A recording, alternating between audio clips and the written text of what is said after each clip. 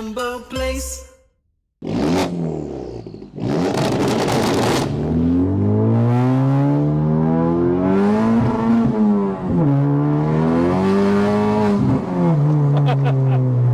Dalam minit ni kita. Oh, sedap pergi dia.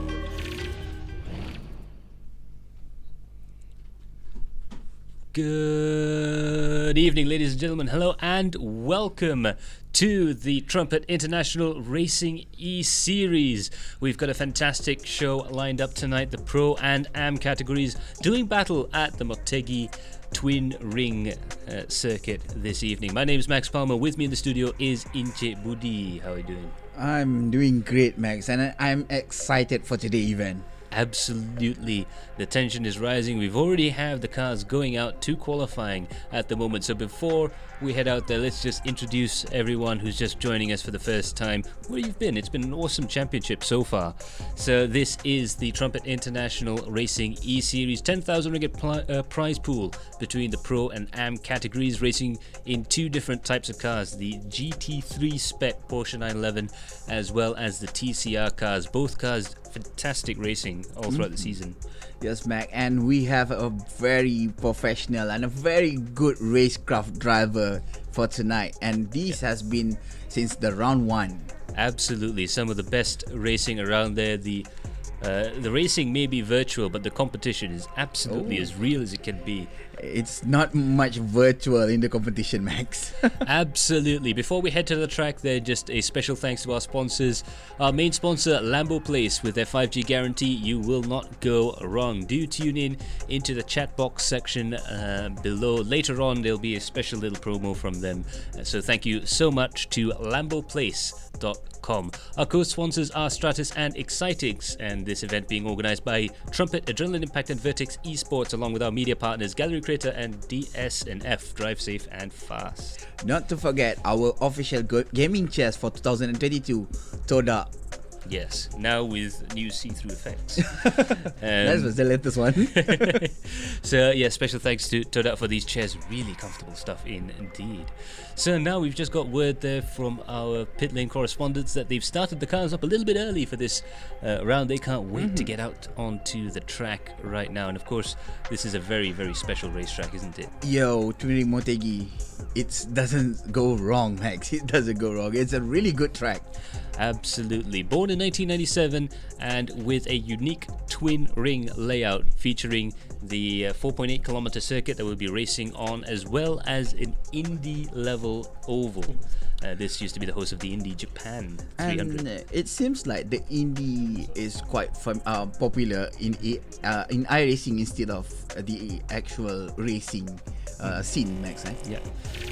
So there you go. The Indy cars may be running the high banks of Motegi, but this time we'll be on the road course. No less exciting place to be on. 5 minutes have passed in this qualifying session, and so far Mika Hakimi is the fastest man out on track. 149.101. We can already see the times getting very quick right now. Yeah, there you go. 149. Calvin Sings, another contender for the championship point, is 149 also, Max. And we are waiting for Iman Danish. Oh, the battle since the last two races between Mika Hakimi and Iman Danish might be a chance for Iman Danish to take another redemption race for tonight. Absolutely. Now, a lot of you guys might not be so familiar with Motegi Speedway. I tell you one thing though, the MotoGP guys love this track. Let's see if Taki can improve his lap time here, and we'll also watch him around the first opening sectors of the lap here. Very famous stuff. Oh, we'll have a look at Diman Danish coming across the line there. He should do a 149.945, and Taki 149.953.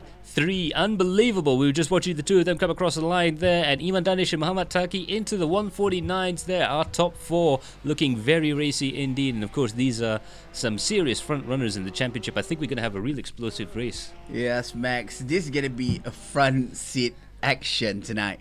We have Kalvinder Singh, Taki, Iman Danish and Mika Hakimi. Mika Hakimi known for its defensive maneuver, and well, Kalvinder has been a really good, consistent driver since the past few rounds, you know? Yeah, absolutely. Now just have a look at the track there.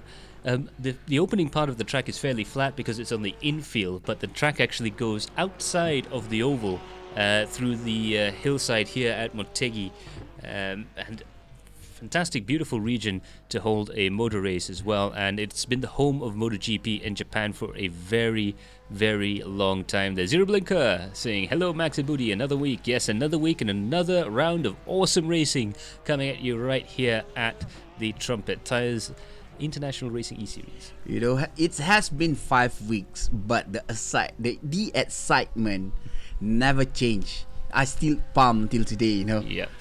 Absolutely. You'll see on this track here there's quite a bit of elevation change there just on that back straight where the support paddock pits are. That huge downhill coming into a braking zone there. That's going to be a really critical aspect. But also the first sector, the first 3 or 4 corners, really critical. Turns, getting into turn 1, getting into turn 3, and getting into turn 5, I think. Basically, the straights that you have on that first sector there, it's going to really promote overtaking, I think, around this track. Yeah, and for this track, we have actually a very good line, and that is the only line that, well, we can improve our time. But if we take a very several kind of severe line, oh, wow, that was a good timing by Shami Azri, 148.728. Wow. Incredible stuff there from Shami Azri. 148.728. That's a huge jump over the rest of the field there, with Mika Hakimi still on the 149s there. We can see him coming around the lap there. I think it's going to take at least 1 or 2 laps to go around the track there. But, 1 or 2 laps to heat the tires up and actually go for the record. We'll see here. He's done a 148.772 now. Mika Hakimi has responded to the challenge by Shami Azri here in qualifying. This is fantastic stuff there. We're on the edge of our seats right now. 9 minutes have passed, and Shami Azri and Mika Hakimi have broken in through to the 148s. This is a lot quicker than what we were expecting. We were expecting 150 pole time. Wow, 148.7. That was only, what, 0.5 gap? That was really fast. And, well, Mika Hakimi has done it. I think he will do great in this track. But we need to wait what happened with Kalvinder, Simon Sanchez and Iman Danish. And yeah, Simon Sanchez, another driver into the 149s there. We also have Ayman Zubair, Ayman Hazik as well, managing to get into the 149s. And Muhammad Zikri just missing out on that time. You definitely want to be in the 149s at least in terms of qualifying to get a good grid slot around here. But incredible stuff there. Everyone at 150 or quicker around this racetrack. So this tells us 2 things. One, the conditions must be perfect for the race. The temperatures must be just right for these cars to go around quickly. But 2, the game has moved on quite a lot there. A lot of drivers coming in, and they've really been putting a lot of effort into preparing for round 5. Of course, this is the final round before the endurance finale. So everyone's really hoping to get some good points on the board coming into that final round. Yeah, Max, and as per we know, Max, this round has been these pro categories, there is not much mistake that you can make. When you start from behind, it's gonna be hard for you just to catch up with the first driver. We have seen a big catch up in AM category, what Mohaimin does last week, but Oh, in pro, it's hard to do that. It's really hard. Absolutely. It's also going to be quite hard around here because, like you said, there's only really one racing line that works. You can mess around with your racing line around the first opening couple of corners, but when it comes to that back half through the S's and through the downhill corners and underneath the bridge, very, very difficult to improve on your lap time going through there. This is where the racetrack leaves the oval section and goes out into the countryside. And if we ride on board here with Shami Azri, who's trying to improve his lap time and trying to claim that provisional pole position, you'll see the track really changes character as you leave the oval stadium section. The track begins to rise up bit by bit. It's almost like a hill climb, climbing up through the course there. It's very subtle at this point here, but further into the lap it gets a little bit steeper, and you get the feeling that you're climbing up to a peak before you drop down rather dramatically just before you re-enter the section again. You'll see here you're on the sport paddock pits, coming underneath that twin ring Motegi banner, diving over the crest and into this downhill braking zone. You can see how steep it is as well. You're going to have to check up, brake a little bit earlier, turn in a little bit earlier, and overtaking here is going to be really tricky. Yeah, Max, this is what we talked about earlier. It's really hard to find a different line. You know, the only way for you to force your way through with the opponent is actually either you commit to it and without any regret. Yeah. And it is a risky kind of things, but it works when it works. Yeah, absolutely. It's going to be all or nothing attack. Yeah. In order to get past here, you really have to be confident that you can outbrake the driver, get to the apex, claim that apex, somehow get the car turned around, which is not the easiest thing to do in a Porsche 911. Max, we talk about it like it's easy to do. No, it's harder than you. When we talk about it, it's like, Allah, you just brake and then you take a better line, then you're good to go. No, it's harder than that. And this is a pro level category. Yeah. This is not some casual kampong race that we do every day. Absolutely. When we come into an overtaking opportunity here, usually on most tracks you just sort of have to outbrake the guy, get yourself side by side, and you usually have a good chance. Here you've got to get past them on the brakes, well past, claim the apex, somehow rotate your car more than you have to, which is really difficult in these cars. Then get on the throttle, hopefully not spin the rear tires up like Catherine wheels, and get out of the corner with enough drive to actually stop a counter-attack happening. And it get harder when you are downhill. When you're going down, it's harder to do that. Yeah, and just imagine doing all of that near the end of the race when the tires are going down as well. This is another track that's going to be quite hard on the tires. A lot of braking, a lot of hard acceleration. And through that top section here, as we see Afiq Fadlan going through these majestic sweepers, these take a lot out of the tires. These medium speed corners there. I think we're going to also see during the TCR race that they're going to really start sliding around towards the end. If for me, I would say the TCR is going to be more hectic than ever. Oh, yeah. You know, this track looks like it's really wide, but at some point, it's actually quite narrow. You only can fit 2 cars there. Yeah, absolutely. Coming out of the corner there, you can see Afiq Fadlan at the support paddock pits there, the clubman pits, coming down towards the final few corners of the lap here. Again, super critical to get the braking zone right there. It looks like he's decided to come out of the qualifying session there, and now we're going to head on into the race. All drivers have qualified 1 minute 50 or lower. This is the quickest, I think, field that we have in the race. Now we're going to have a look at the grid, and Shami Azri confirms his pole position there with a 1:48.728. Mika Hakimi for the Blue Steel Racing Team only 0.0444 hundredths of a second behind. Simon Sanchez is in third, followed by Kalvinder Singh, Ayman Haziq, Iman Danish, Ayman Zubair, and Muhammad Taki, with Jay Wong and Muhammad Zikri rounding out the top 10. Wow, Kalvinder Singh, Tengku Izan and Afiq Fadlan Afa was on the 11, 12 and 13. So this is going to be a full round formation, I think. This will be a short formation, yeah. This is a but short just have a look at the gap there. Afiq Fadlan's time and the gap at the very bottom of the screen there, 2.1 seconds. That's not to the car ahead of him, that's to the whole car. Position. The entire field covered by only 2.1 seconds here. This is going to be something quite special indeed. Yes, Mac, with this car, everything can happen. So we are waiting for the car to start the rolling start. There you have it.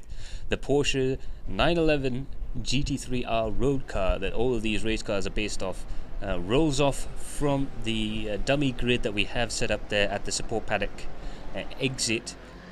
Only 3 corners, well 4 corners technically to go before we start racing there. Any predictions as to the start? Oh, I would want to see what happened to turn 1. Yeah. But we know Pro category has done a really good job in turn 1, but this turn 1 is totally different, Max.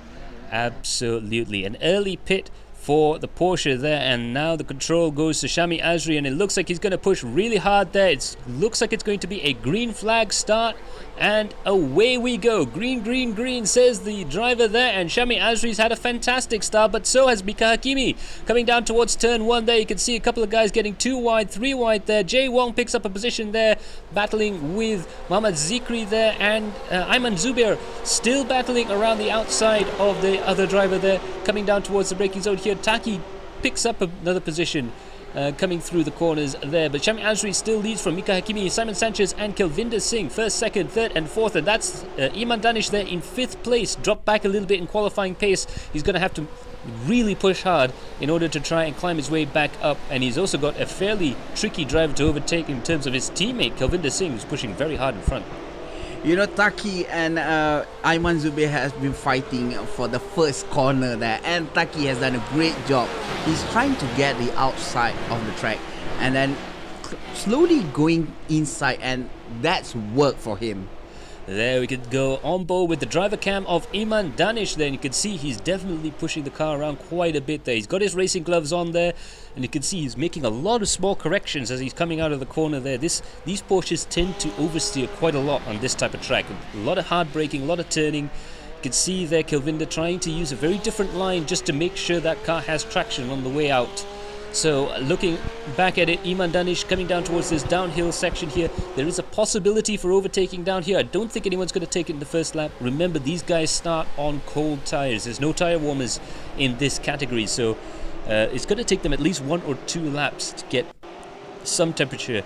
Mind you, it is 26 degrees Celsius, so it shouldn't take too long. Yeah, at least 1 lap, Max. And that was the most that they can make. And I don't think they will make any drastic move for a few laps at least.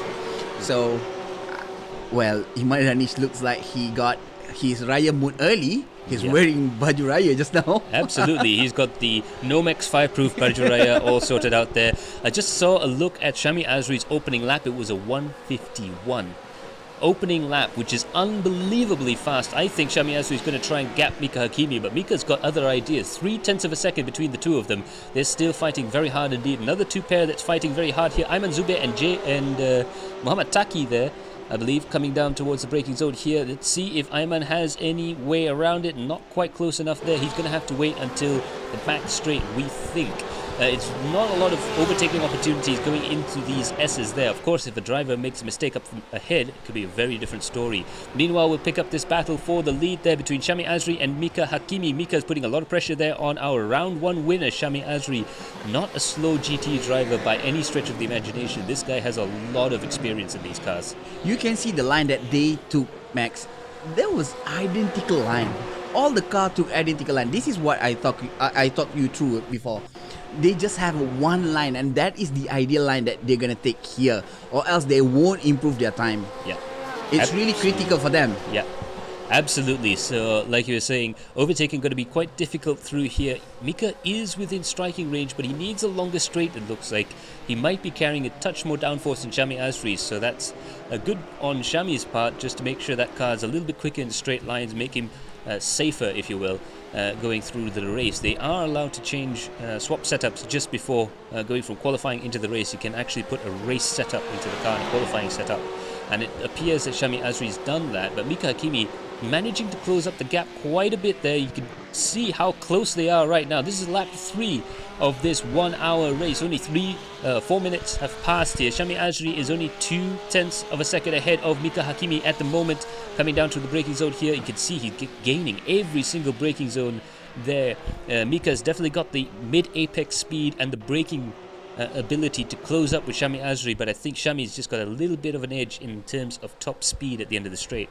You know, Max, the gap between number 1 and number 13 is not that far. There was still a good, heavy tandem kind of train along the track.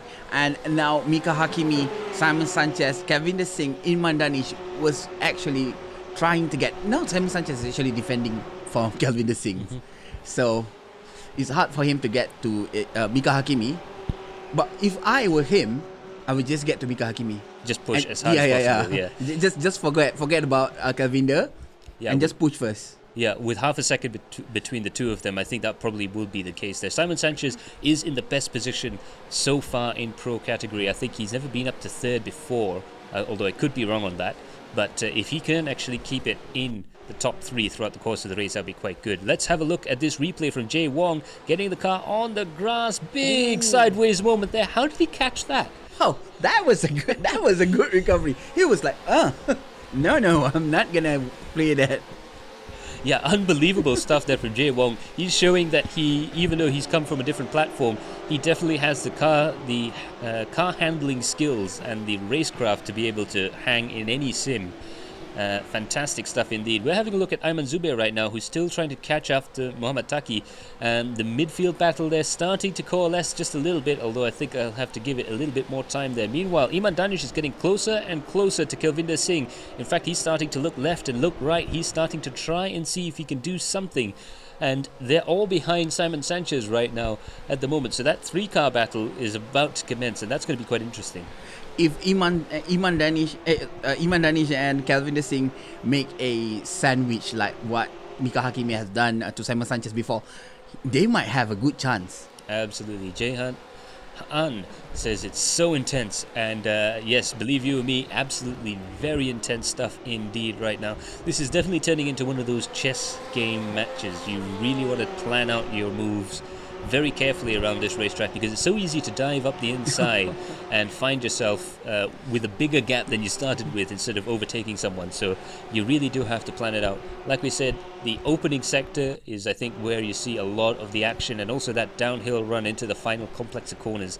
Those are going to be your 2 best bets for overtaking there. But Simon Sanchez, it looks like he's got too much of a gap to the car in front. He's dropped down to 2.3 seconds. The gap between Simon Sanchez and Mika Hakimi right there. But he's got Kelvinder Singh, he's got Iman Danish, and pretty soon, if they're still battling like this, Ayman Haziq might be in with a shot there. He was closing up a little bit there.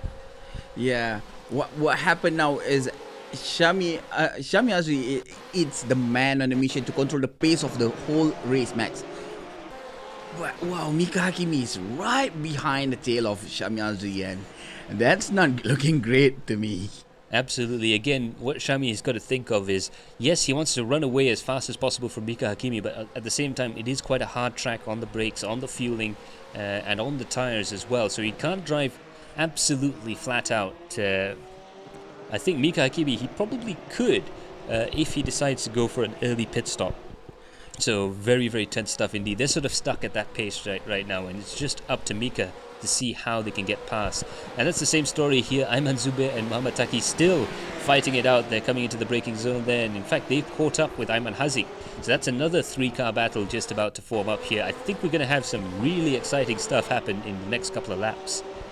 Oh, there you go. Having said that, that was Simon Sanchez being mugged there by Kelvinder Singh, and Iman Danish going around the outside there. Will he be able to hold on to that overtaking maneuver there? Simon Sanchez blocks him off, but that was Kelvinder Singh managing to sweep ahead. Absolutely majestic run through there at the S's, where we wouldn't expect anyone to actually try and make an overtaking maneuver work, but they have made an overtaking maneuver work, and now Iman Danish might have the opportunity to try and get past again. Dives up on the inside, hard on the brakes there, and they go very close to each other, side by side, coming out the corner there. It's a drag race coming up to the next right-hander. Who's going to take it there? Hard on the brakes there. Looks like Simon Sanchez has the inside line. Can Iman do anything around around the outside. And look, Ayman Hazik's got involved with the action as well. That's the other Blue Steel Racing driver. He's been doing fantastic stuff all season, backing up Mika Hakimi, and this battle is going all over the track right now. It looks like Simon Sanchez tried to perform the dummy there on the car ahead. We're not too sure if he can overtake there. Ooh, a little bit of contact there.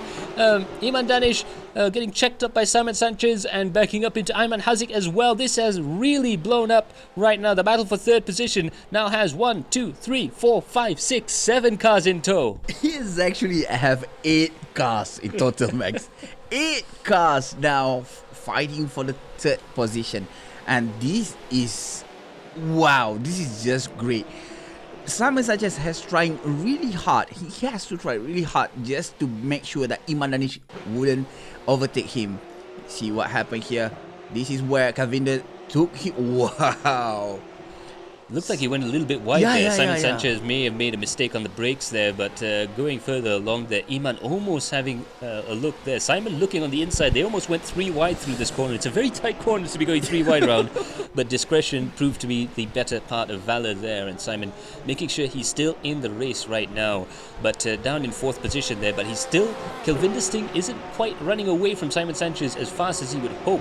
I think Simon was holding back perhaps a little bit, or perhaps he was just a bit too worried about the cars behind him, but I think we now see the real speed coming from that MSRT driver right now. Coming out of these corners here, looks like Iman Danish cannot wait to find a way around the outside. He wants to be on the podium there. He wants to improve his points position right now. Parvinder Singh, meanwhile, let's have a look at his race. Oh, Parvinder Singh has been quite not unlucky for the whole season.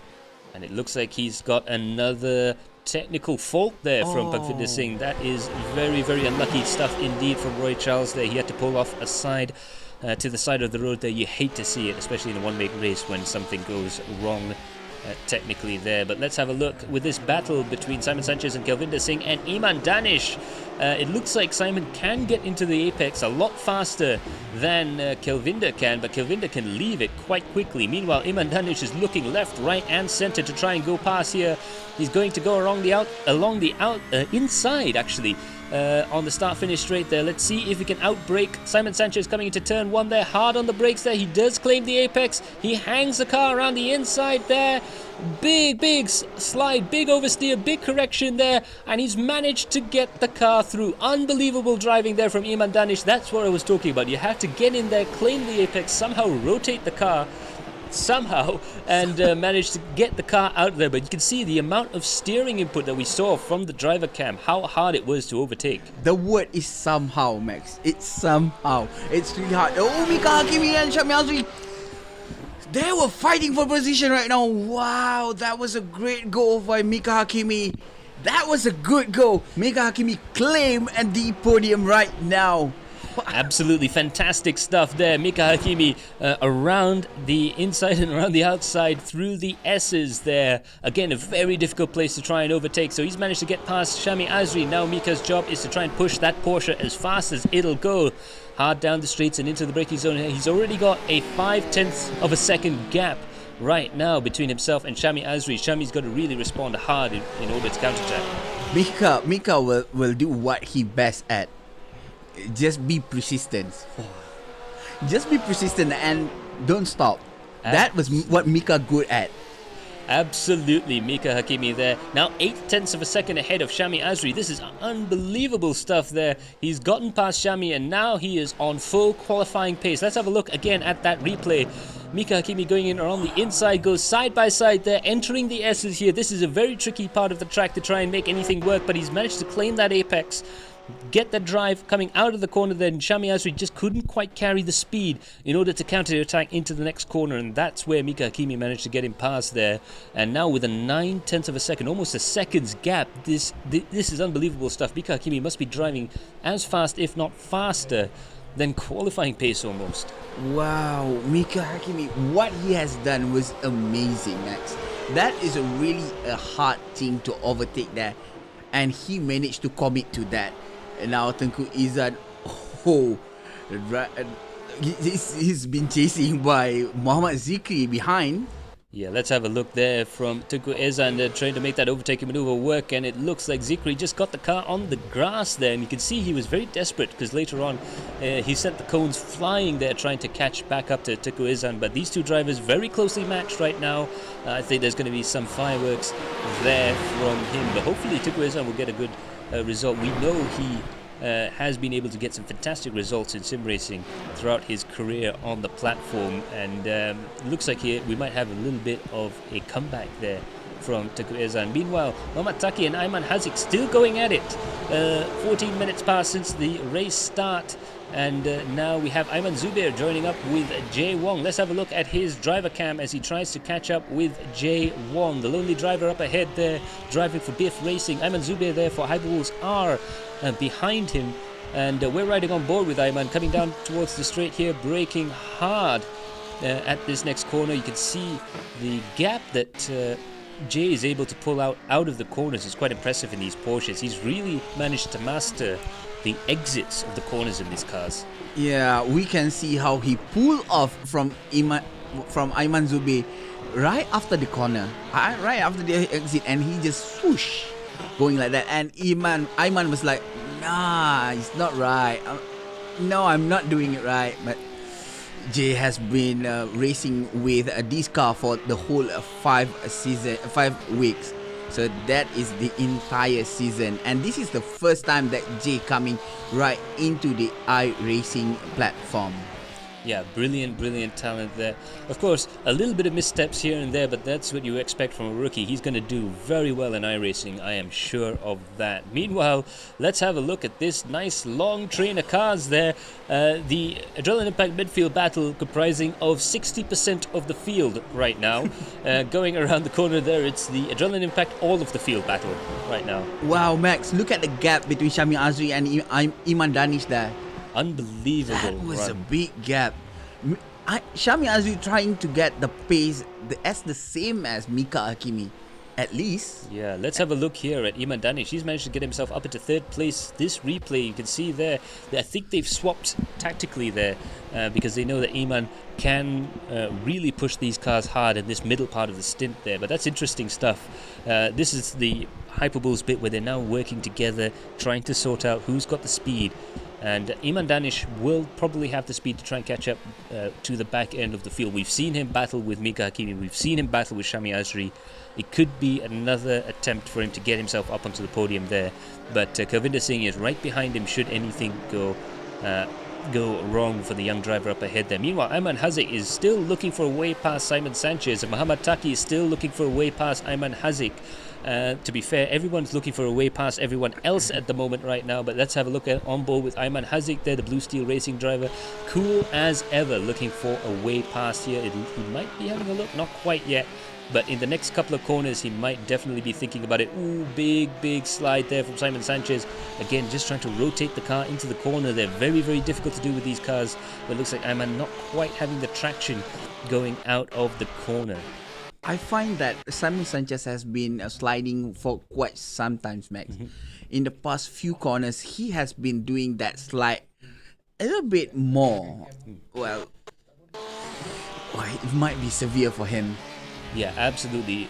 We're only 17 minutes into this hour-long race, and if he's got any hope of hanging on to those tires, he's got to really change the driving style up a little bit, or try and change something up as he goes through the pits. This is an 1 hour race, Max. That is equal to a stint of endurance race.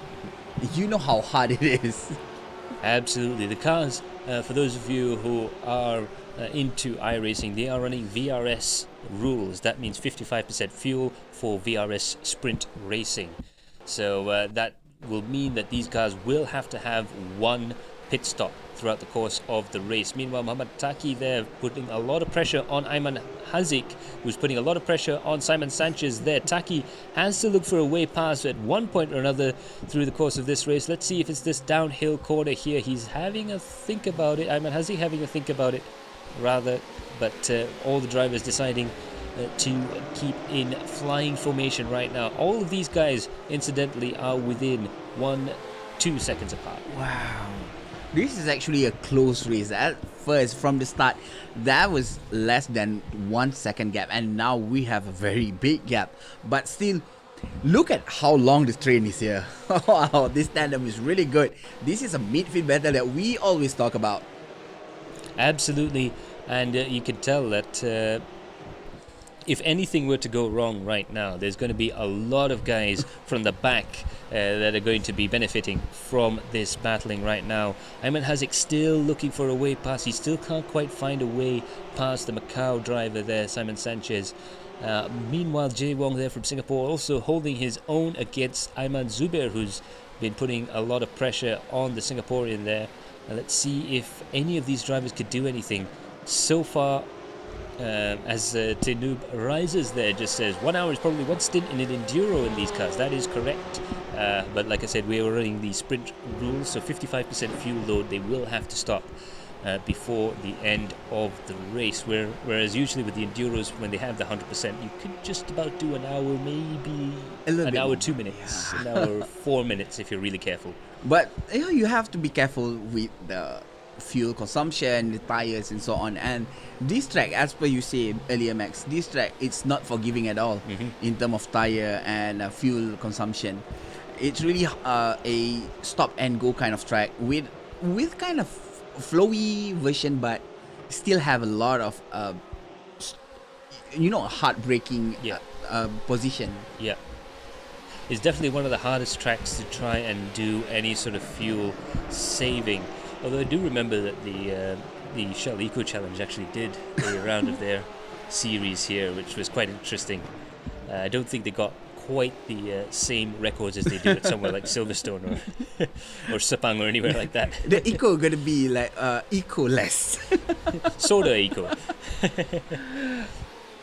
Meanwhile, coming through the corners here, Ayman Zubair still putting pressure on Jae Wong. Jae Wong's dropped back a little bit there. I'm not too sure if he's thinking further ahead there. We think it's roughly going to be 50-50. The guys might come into the pits around the 30-minute mark, so 10 minutes to go roughly. But yeah, and we just got a report down there from our pit lane correspondent, Umar Aziz, saying the level of maturity in respect to the Pro Series over a number of rounds is what you see right now. The battle is very professional. And that's the feeling from the pits there as well. All the crews also saying the same thing down there on the pits. Yeah, we can see how they're fighting. That was like, okay, we need to find a good spot, a good position, a good timing just to push or force ourselves through a person here. They're not taking any aggressive line. They have been doing this for the past 3 races, Max, and it's doing just great. Absolutely brilliant stuff, very clean, very professional racing, but still quite exciting stuff indeed. Mika Hakimi has posted the fastest lap of the race. 149.9 is his lap time right now. He is doing qualifying laps basically right now. His pace, he's still hanging around in the low 150s at the moment. He's doing between 150s and high 149s at the moment there. No one else really close on that pace there. Shami Azri closest, but he's still 0.3 of a second slower. Right now the gap between the first two drivers, 2.4 seconds as we go to the 22nd minute of the race there. Iman Danish might have to think about another strategy on how he can gain the gap between him. Oh, there you go, Taki trying to get... Looks like that's Taki and Ayman Haziq trying to make an overtaking maneuver there, but Simon Sanchez, he just knew exactly where to put that car in order to make it impossible. No, I'm not gonna let you go. Ayman Haziq has been doing that for few laps. Yes, but you can see there Mamataki with the bearskin cap this time around there. Nice sartorial choice there. No point wearing a helmet when you're on a simulator that's stationary, but you might as well wear something nice there with that. Is that Canadian or Russian? I'm not too sure.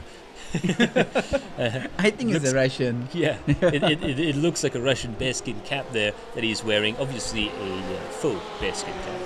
We're not into animal cruelty here at Adrenaline Impact, but very nice cap indeed. But you can see how focused he is right now. He knows that these two drivers are fighting. He knows that Ayman Haziq might pull a move on Simon Sanchez. It's imminent. It will be within 1 or 2 laps there. And if anything goes wrong with the two of them, Taki will stand a chance to gain a lot of positions and a lot of points there. look at this face that Taki made. This is his fighting face. He was like, okay, I'm gonna fight. Actually, he is totally focused on that. Yeah. But at the same time, his face is like calm as a river. Absolutely, that's total focus and total dedication right there, and also a nice sense of humor with that cap. I just can't get over it. we saw him trying to overtake someone whilst having a vape in his mouth, and now we've got this. I think he just very low key, probably the most impressive driver cam I think throughout the season there, and you can see there he's having to fight the car. I think all of the drivers we've seen on driver cam have had to fight the car quite a lot around this track. Probably a track that doesn't suit the Porsches as well. It's not a natural place for them. But this is a track for a MotoGP track, Max, and you put a car with this much power here, and it's not easy. It's not an easy thing to do. One of the hardest things the IndyCar guys had to do was, if you remember the Tochigi earthquake a few years back, and that was supposed to be the last round for the Bridgestone Potenza 300, which was the IndyCar round around the oval. Unfortunately, a section of the oval collapsed. So they had to run it on the road course, and the comment that came out of there, they were saying it's fantastic racing indeed, but very, very difficult. Tenub Riser says, I think he's wearing an Ushanka. Yeah, that's it. Oh, that's the name? That's it. I was trying to remember whether it was, the Canadians, I guess, would call it a bearskin cap, but that's an Ushanka. Shout out to the Escape from Tarkov. That is what our Pete and reporter said. Shout out to the Escape from Tarkov boy. Ushanka, yeah. The Escape from Tarkov fandom here, very, very strong indeed. we're reliably informed that is the item to loot when it comes to playing that game. So check that out. Who knows, we might be able to do some esports on that sometime. Wow. It's a nice game. Max, these guys. Look at that. Ayman Haziq getting a fantastic drive out of the corner there from battling with Simon Sanchez. They're going down the downhill corner right now. Which direction is he going to go in? He sends it on the inside. Will he be able to get it on the brakes? No, not close enough. But meanwhile, he's had to basically take the incorrect line going through that corner there, and that means the car behind, that's Taki, getting closer and closer right now. You can see again Ayman Haziq, one of the smoothest drivers out there. He still has to fight around with the car a little bit.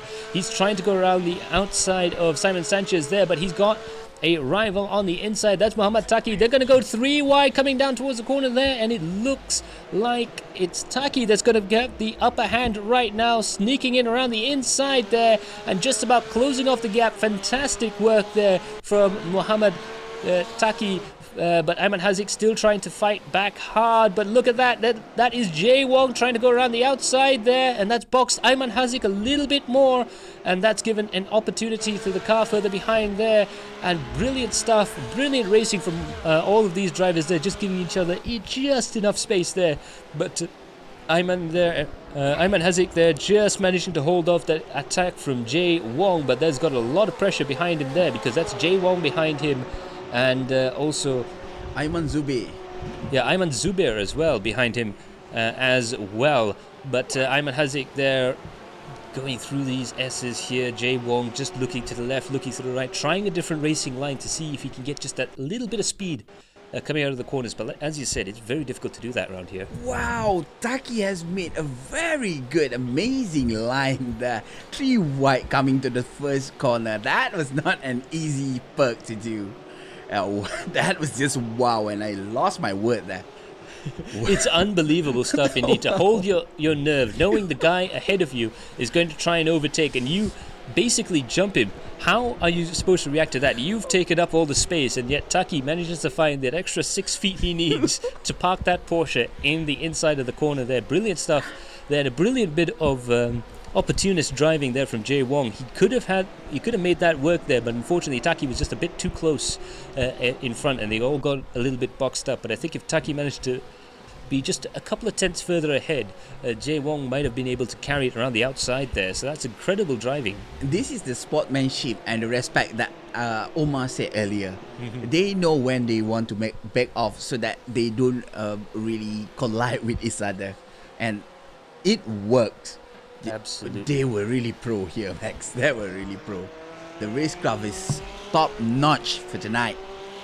Indeed, it is. Now Taki's managed to get himself onto the coattails of Simon Sanchez. Only 0.3 of a second there, and not quite danger levels. We think that in the Porsches at least, you need to be at least 0.2 of a second before you have to really start worrying. But to get that close that quickly after battling hard with Ayman Hazik, who's no slouch, to be a member of the Blue Steel Racing Brigade, you really do have to be a very quick driver there. So all hats off there to Taki.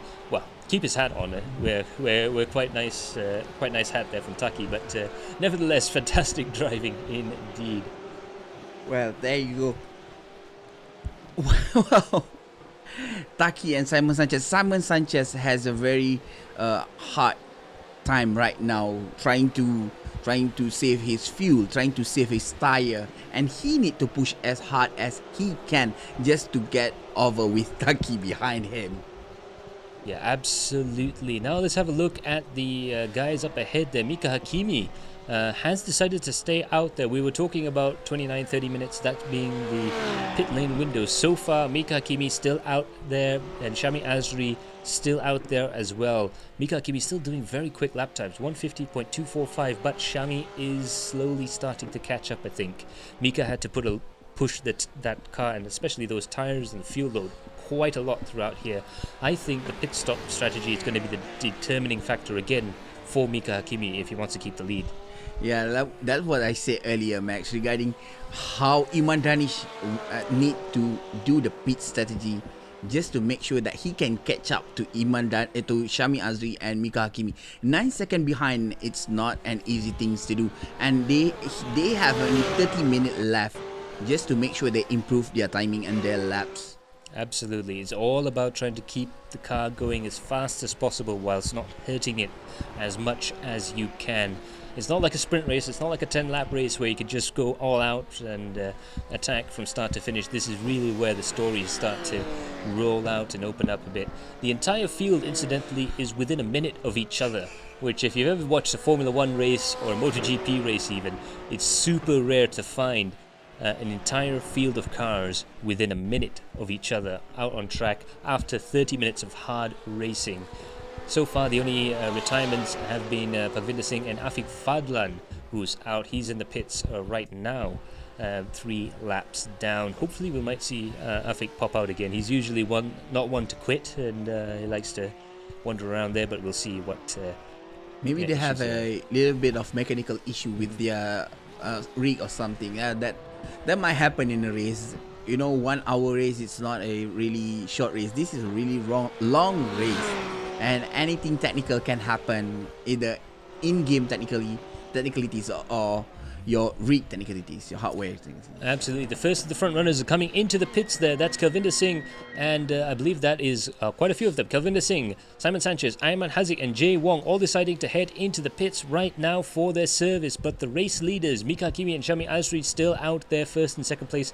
Iman Danish staying out there, and looks like Tiku Irzan also staying out there for this moment. I think we're going to see, with pit lane this crowded, I think we're going to see some position changes on the way out. Jay Wong also into the pits there, and we can see there Mohamed Zikri also into the pits. Wow, we have to see who's getting out first. That is the point right now.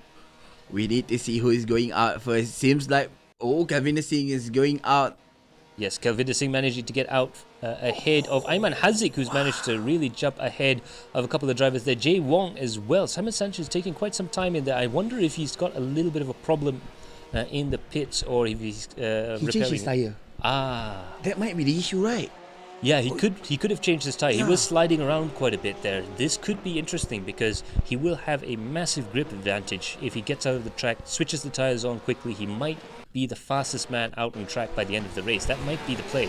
But he still need to do 2 or 3 laps with cool tire, and that might severe him in terms of timing for the few laps, and that might cost him like a few seconds, I think.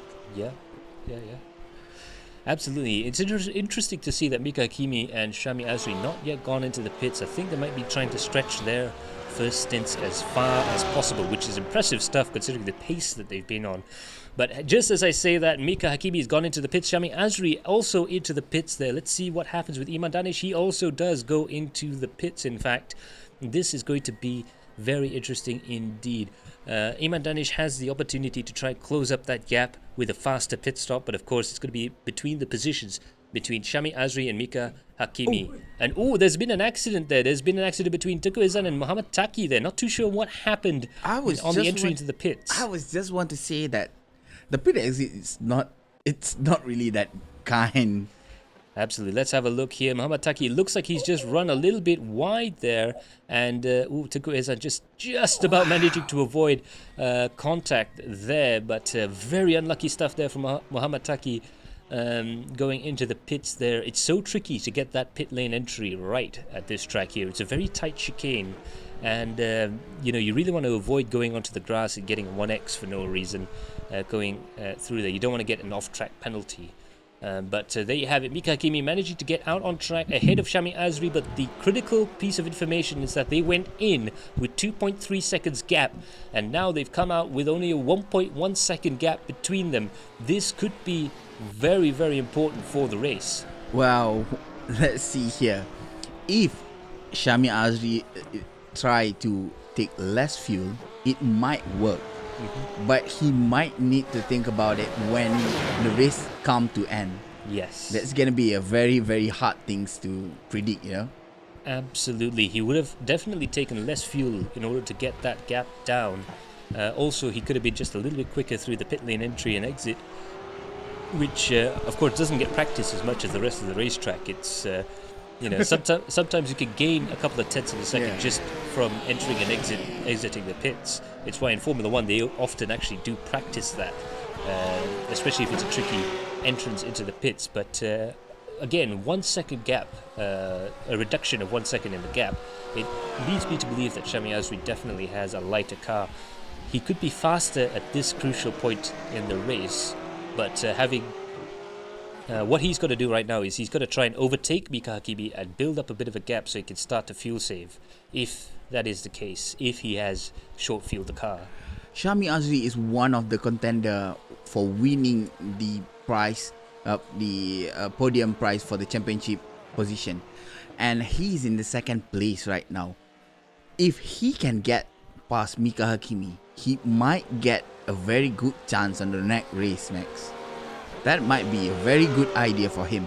And 1 second gap is still one second gap, but he managed to cut down his time for quite some time just now. You can see there Shami Azri is pushing that car very fast indeed.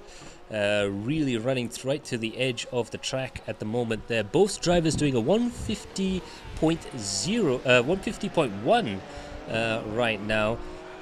Wow. And they've slowed down quite a bit, but they've slowed down exactly the same way. Their previous lap was a 150.1, plays a 150.1, now it's a 153.9, followed by 153.8 for those two drivers there. Shami Azri definitely lapping the track a little bit faster there. 0.9 seconds the gap between Mika Hakimi and Shami Azri. This could get interesting very, very soon. Wow. Shami Azri, he's gaining time again and again, Max. He's gaining his time again, and that might be the things that Max said earlier regarding his fuel refueling just now. So he has a very lighter car maybe, and that might work for him. 0.8 gap, and he is getting faster and faster. Unbelievable stuff here. Can Shami Azri overtake the championship leader? Can he gain a few extra vital points before the final round of the championship? This is going to be all very critical stuff indeed. Mika Hakimi there, 149 is his fastest time. Shami Azri has not broken through the 1 minute 50 barrier yet throughout the course of this race, but he's still lapping around that time. There you go, 150.2 for Mika Hakimi and 150.0 for Shami Azri. He almost broke the 150 barriers there. This is his chance. He has to bang out those qualifying laps right now, push that car to its limits in order to catch up with Mika Hakimi. This is almost like a really exciting Toge battle. Yeah, they have 22 minutes left, Max, and Shami Azri might done it. But he has a very good chance to do it right now, but well, I'm still afraid regarding the fuel consumption and so on. I'm still afraid regarding that.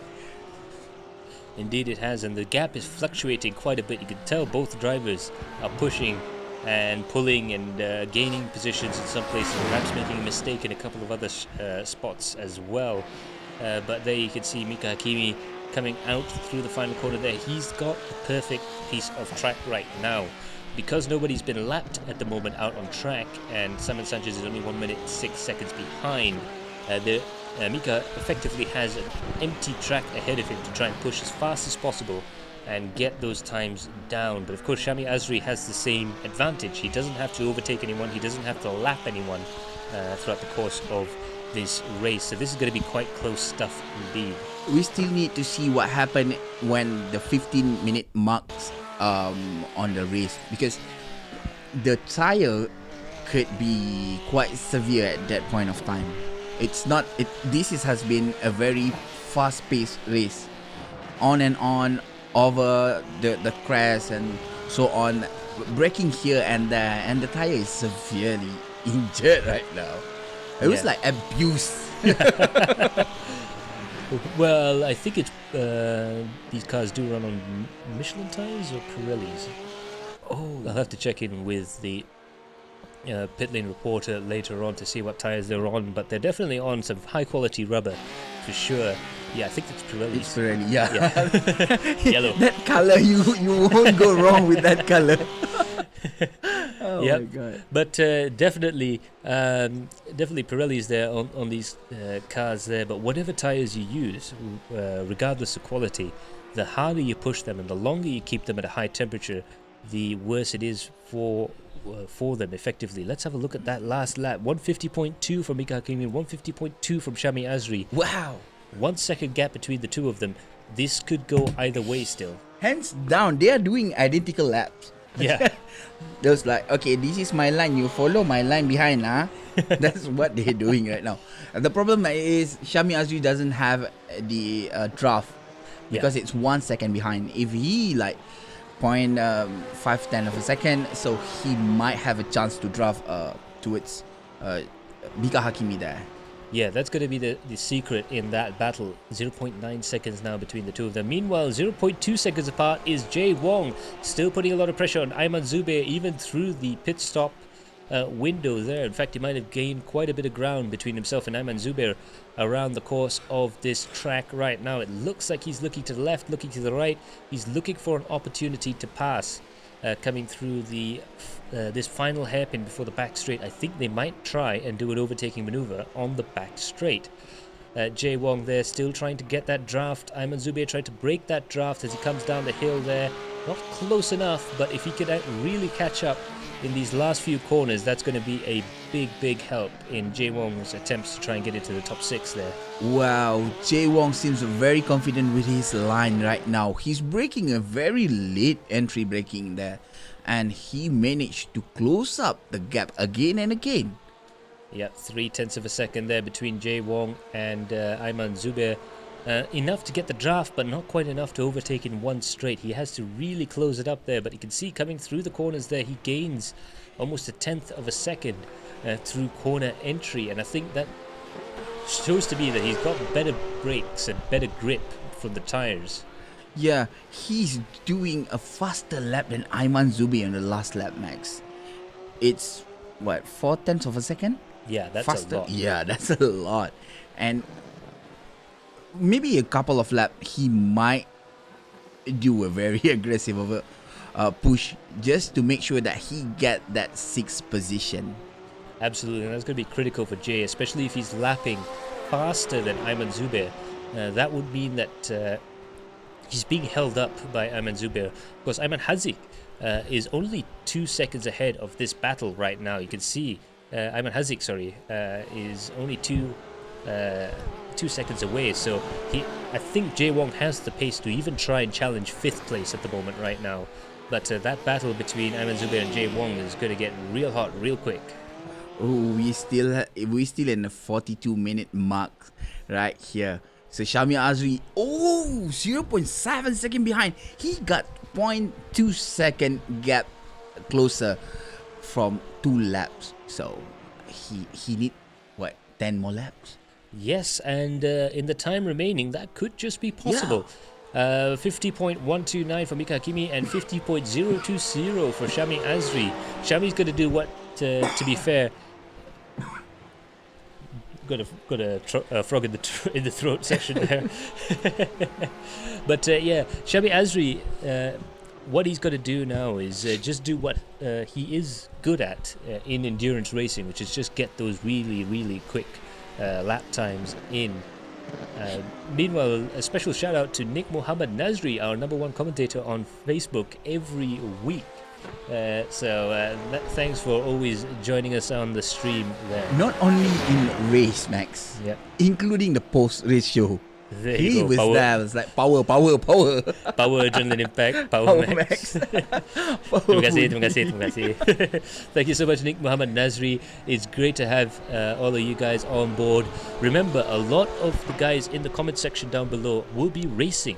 A lot of the drivers who aren't racing at this time will be down in the comment section down below having a chat with all of our fans. So if you want to have a chat with your favorite AM driver, head on down to the comment section below. And while you're doing that, just hit that like button and, you know what, share that sim racing love around. Yeah, we need that love around. By the way, get 12 ringgit off with a minimum purchase of $40 by clicking on the link to the shop at and using the code LBPER12 from the 25th of March to the 29th of April 2022. This is from our friends at LamboPlace. Remember, LBPER12 from the 25th of March to the 29th of April. Check the link down in the comments, the pinned comment below for your chance to save big with LamboPlace. With their 5G guarantee, you won't go wrong. Meanwhile, one driver who isn't going wrong so far in the race is Jay Wong. He's going to try it on the inside, a little bit too far away there from Ayman Zubair, but I think it's just a matter of time with how close he's been through the course of the race here. The battle is so close between each other right now. It's only 1/10 of a second pace difference right now. He needs that draft more than ever. Wow, Ayman Zubair has been driving the same exact line and he hasn't changed anything. Well, Jay Wong just need to make sure that he can commit to something. And it is really hard in this track, Mac. You have to have that confidence just to commit to overtaking. Absolutely, you really have to send it going onto the inside, claim that apex, rotate the car, and try and get out of it without spinning, which is a lot easier said than done. And you usually have to do it in less time than it took me to explain it to you. I was like all action at one go. That was like less than 1/10 of a second. What is it? It's like standing on one feet while touching your finger on your nose and trying to turn your right hand in a certain direction. It's that sort of multitasking that you got to do to drive these cars. And then he need to focus on where he want to go. If he taking this kind of line, it might be slower for him. You know, things like that. This is a chess match that Max had been talking about earlier. It's not just a race. Yeah. And it is full on strategy. Yeah, right now Shami Azri's got the best sight he has of the race leader. It's 9/10 of a second. The gap has grown just a little bit between himself and Mika Hakimi, but trust you me, when you can see your rival behind you in the mirrors, that really does quicken the pace a little bit. And for Shami Azri, he could see the target, he could see the race win in front of him, and that's going to be the best bit of motivation you can have as a race driver. Yeah, I really love when I'm seeing somebody in front of me. I was like, okay, now I can kejar him. Target. You know, yeah. We have that kind of feelings, and we know every single racer who plays, be it in motorsport or even in the sim racing categories, they love that feeling. Yeah, it gives you a clean, clear, tangible target, and you could also learn a lot. I've learned a lot following other drivers, trying to figure out a way to overtake them. This is where you really gather data for your racing career there. Shami Azri, meanwhile, he's a kind of driver that has perhaps gigabytes of data up there. Meanwhile, let's have a quick chat about Kalvinder Singh. He's again managed to sneak his way into our hearts and into 4th place there. He's in quite a long battle with Ayman Zubair right now, and let's see on board there we can see Kalvinder Singh in his homemade studio. Wow. Well, Max, he's on VR now. Yeah. He's been driving with, I think, single monitor for quite some time. Actually, I know Kalvinder for quite a long time, and he has been driving in simulator more than I think around 10 years.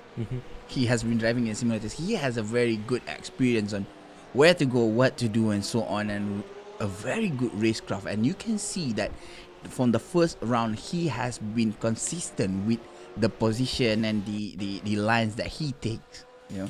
Yes, Umar's has been looking at the monitors down there on pit wall, and he's just commenting. I think his driving position is catered towards a more AMG GT3 style of cockpit layout there, judging by how close he is to the wheel. I have to agree there. I know he likes using the front engine rear wheel drive GT3 cars. That sort of suits his driving style quite well. But Kavinder Singh doing a fantastic job to keep up, coming down towards his braking zone. The other interesting thing you can see, of course, he set that room up so that he could stream and he could show all his fans his driving throughout. And you see a lot of the drivers that are actually racing in our championship that will also be streaming their point of view. So if you ever want to watch a race in a very unique and interesting way, do check out their live streams after the conclusion of this race stream, because it's quite interesting to see these guys. Yeah, that's why we call Kavinder Singh Cikgu. That is one of the reasons why when he finishes his race, he will tell what mistake that he made, how to avoid that mistakes, and maybe an incident and how to avoid that incidents. That is what he always do. And we love to call him Cikgu. That's why we call him, hey Cikgu. That's why we call him that. Now, Ayman Haziq, he has been trying very hard to get to Kavinder since the past 20 minutes at the pit exit. You know, he just 10 minutes left by race control and 10 minutes remaining. That was actually not a long time. Yeah, I think it looks like... just a comment there from Umar Aziz on the pit wall. I think this battle between Ayman Haziq and Kavinder Singh has not only been going on for the majority of this race, it's been going on for the majority of the championship. I believe they're not even that far apart in terms of, well, they are a little bit of a gap there towards Kelvinder, but still doable to try and catch up there. Playbox VR says, go, go, go, Mika. He's definitely pushing very hard to try and keep that gap up. He's finally got it back to that 1 second gap. Right there at the front of the field. Meanwhile, Kavinder Singh still under a lot of pressure there from Ayman Haziq. He has been doing just great, Max. He was like, okay, I just need to drive like this and keep it like this. I don't have to think about other things, and I just need to be maybe a little bit defensive. We know that Ayman Haziq is a good defensive driver. Yeah, we know that, and he is really quick. But we know Kelvinder is a very some kind of sturdy kind of driver. Yeah. He's steady there, and like, okay, and this is my pace, and I need to take a chill on my pace. Absolutely. Kavinder Singh is one of those drivers who will not let the car that's directly behind him affect his racing in any way, unless the driver manages to get alongside him, which is much easier said than done when it comes to Kavinder. When it comes to Kavinder Singh, very, very tricky stuff indeed. So now, still Shami Azri and Mika Hakimi is still fighting. Shami Azri, wow, he got 10 minutes left, and I don't think he managed to do it with that 10 minutes left, because he's still stuck on 0.8 of a second throughout there. It's been that gap for quite some times now. It's going to be a mistake coming from Mika Hakimi. That's probably the only way that Shami Azri can really catch up. But having said that, Mika Hakimi not really very prone to making mistakes around here.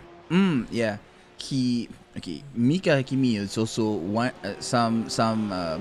another seasoned driver. We call it a seasoned driver. Yeah, he has been driving for quite some time, and well, Max last lap is actually a best lap for Shami Azri, which is 149.98.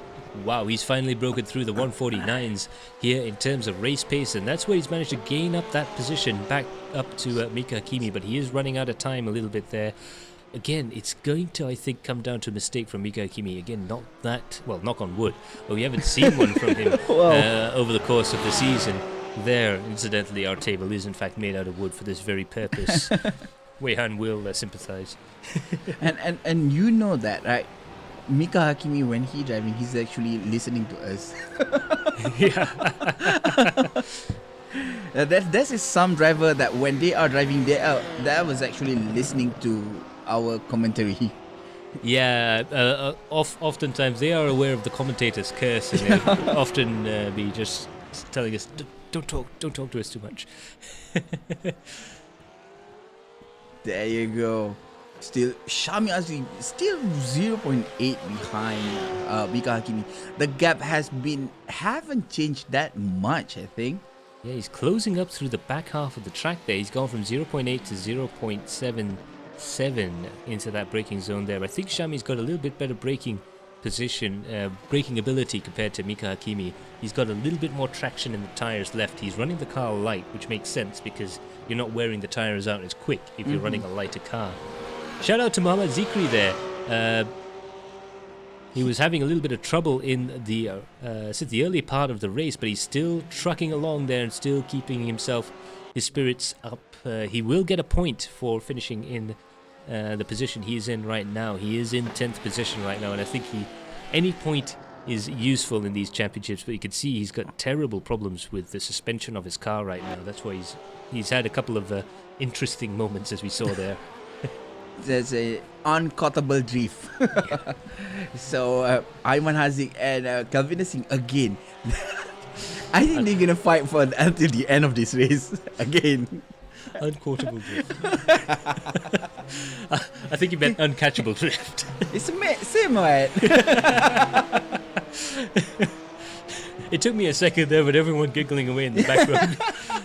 I was like, okay, what is the word? But close enough. Yeah, you understand. Ayman Orang Haziq's Melayu cakap.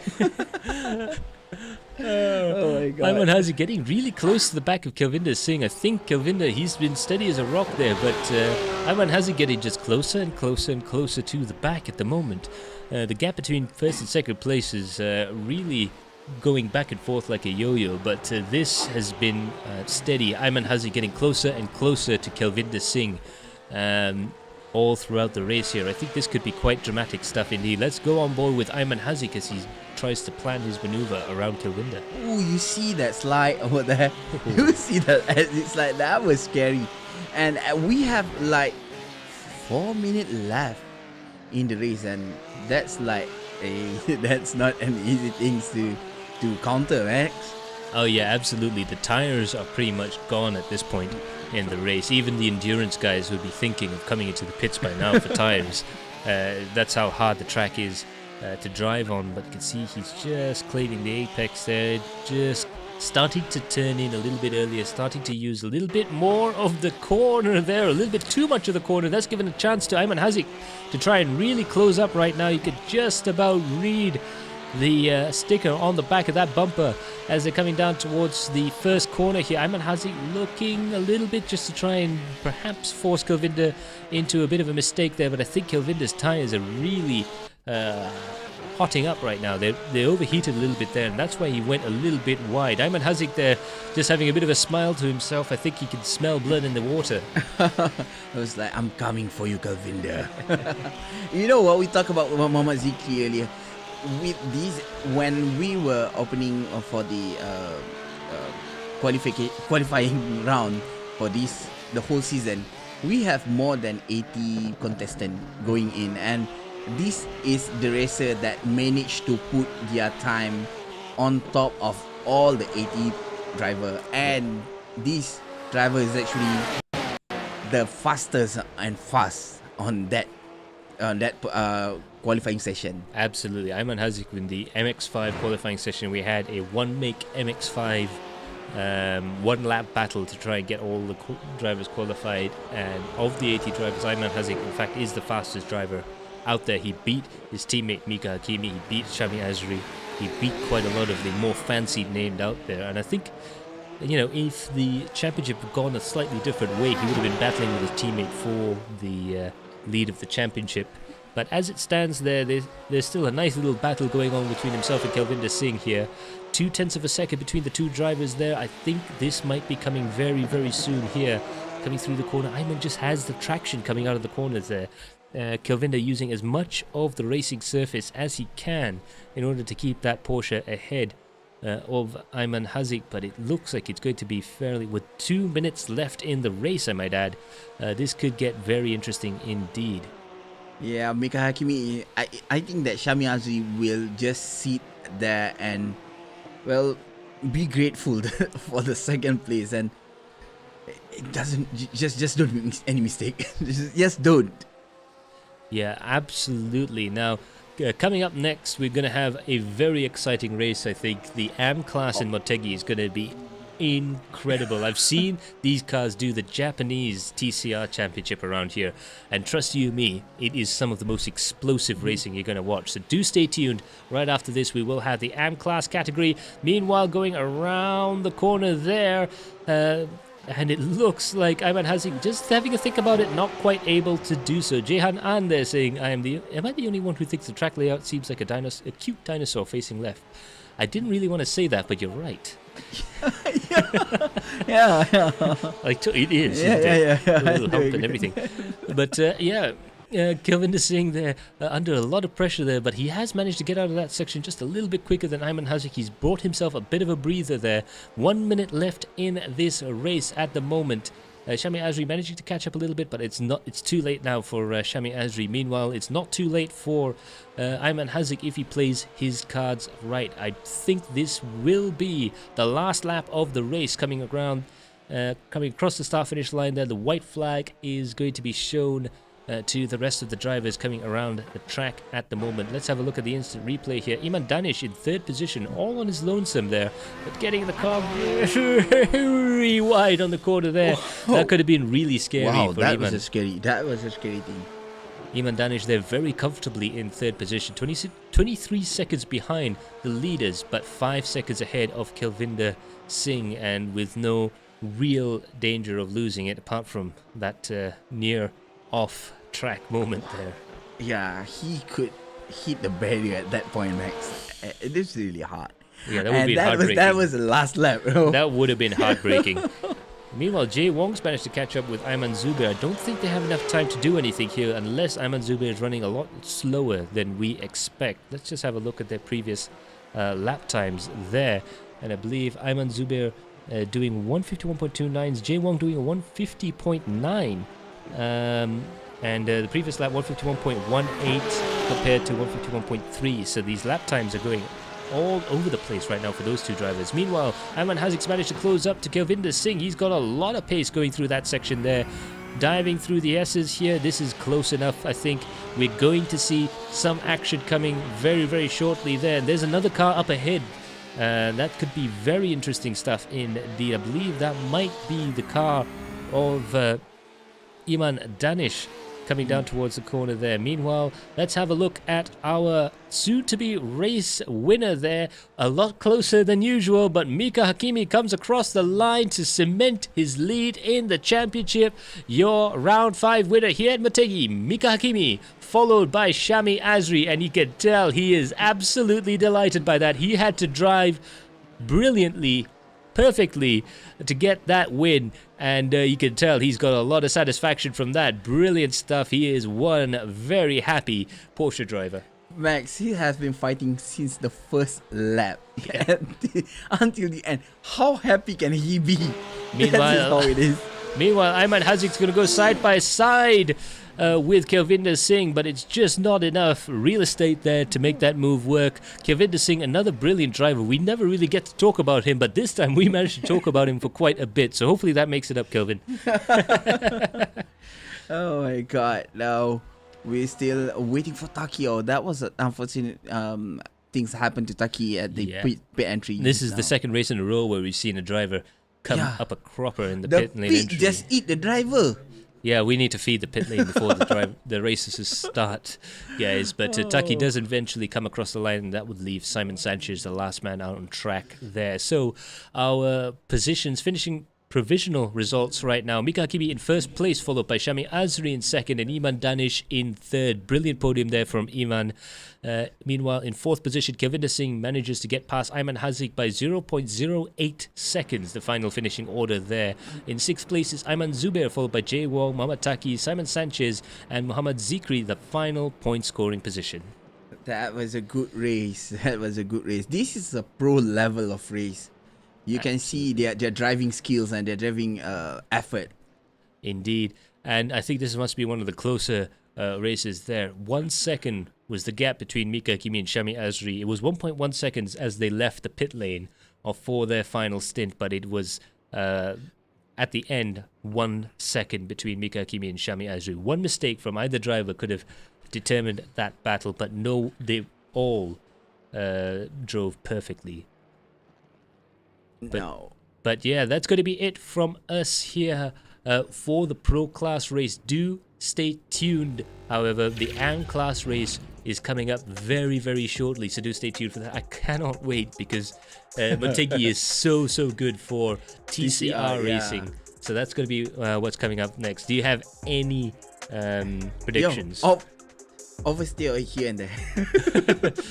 TCR drifting coming right up. So do stay tuned. We will be back with all of the AM Class action in 2 or 3 minutes time. But for now, a word from our sponsors. We'll be back.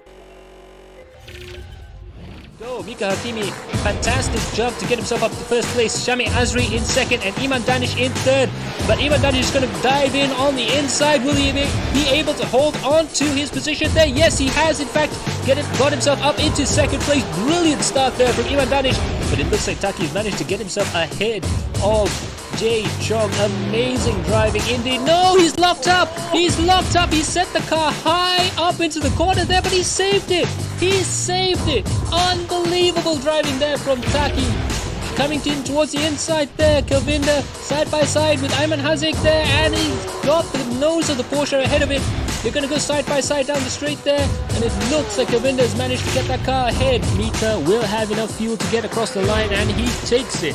Mika Hakimi wins here at Zandvoort, and you can tell he is very happy indeed. Let's have a look at Muhammad Mohammed's start there. What a start! Brilliant start there.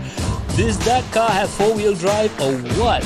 He's managed to get past one Hyperbullz, two Hyperbullz, and diving down into the corner there, he's managed to sneak his way around that number 6 car and on his way towards that number 15 driver. If you think 2.2 kilometers not that much, try overtaking. Oh, big mistake there from Han An. He got the car very sideways under the brakes there, just a little bit dancing on the brakes there, and he's off the track right now. Mohammed 1 versus 3, exactly that what we are talking about. He has been fighting for more than 5 laps, Max. Unbelievable. Wow. This could be the last quarter of the race. We think the checkered flag will be shown, and he comes across the line. Your winner here for the AB category in Zandvoort is James Russell. Brilliant stuff indeed. Jay Chong.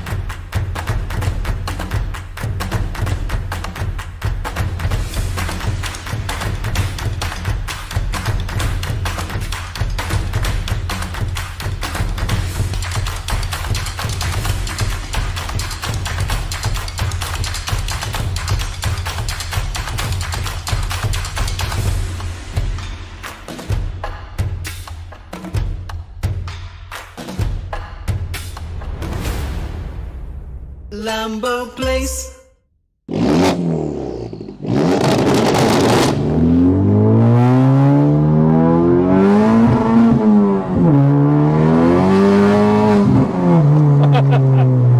Dalam minit je kita. Oh, sedap pergi tu.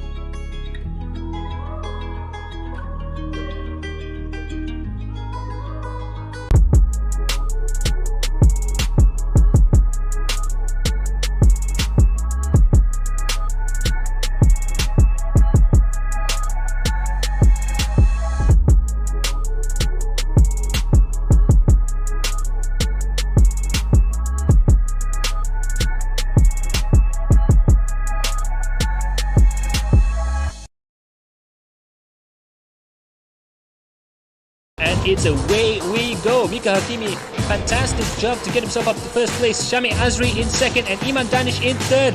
But Iman Danish is going to dive in on the inside. Will he be able to hold on to his position there? Yes, he has in fact got himself up into second place. Brilliant start there from Iman Danish.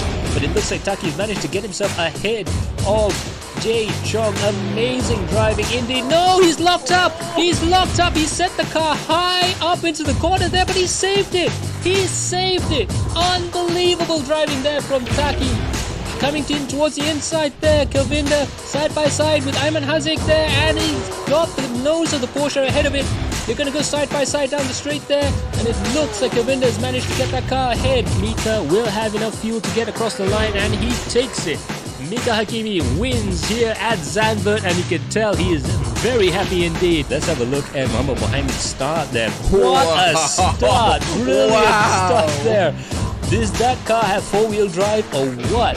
He's managed to get past one Hyperbullz, two Hyperbullz, and diving down into the corner there, he's managed to sneak his way around that number 6 car and on his way towards that number 15 driver. If you think 2.2 kilometers not that much, try overtaking. Oh, big mistake there from Han An. He got the car very sideways under the brakes there, just a little bit dancing on the brakes there, and he's off the track right now. Mohammed 1 versus 3. Exactly that, what we are talking about. He has been fighting for more than 5 laps, Max. Unbelievable. Wow. This will be the last quarter of the race. We think the checkered flag will be shown, and he comes across the line. Your winner here for the AB category in Zandvoort is James Russell. Brilliant stuff indeed. Jay Chong.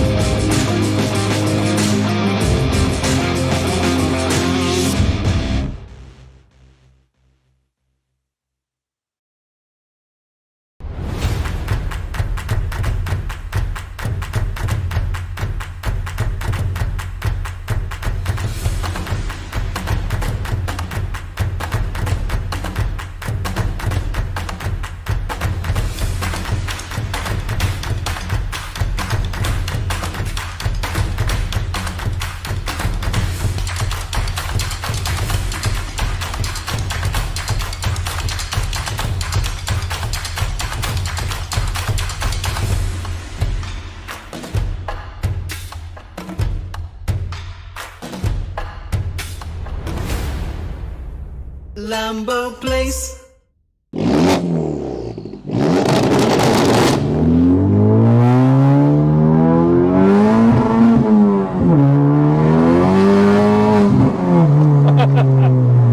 Dalam ini kita.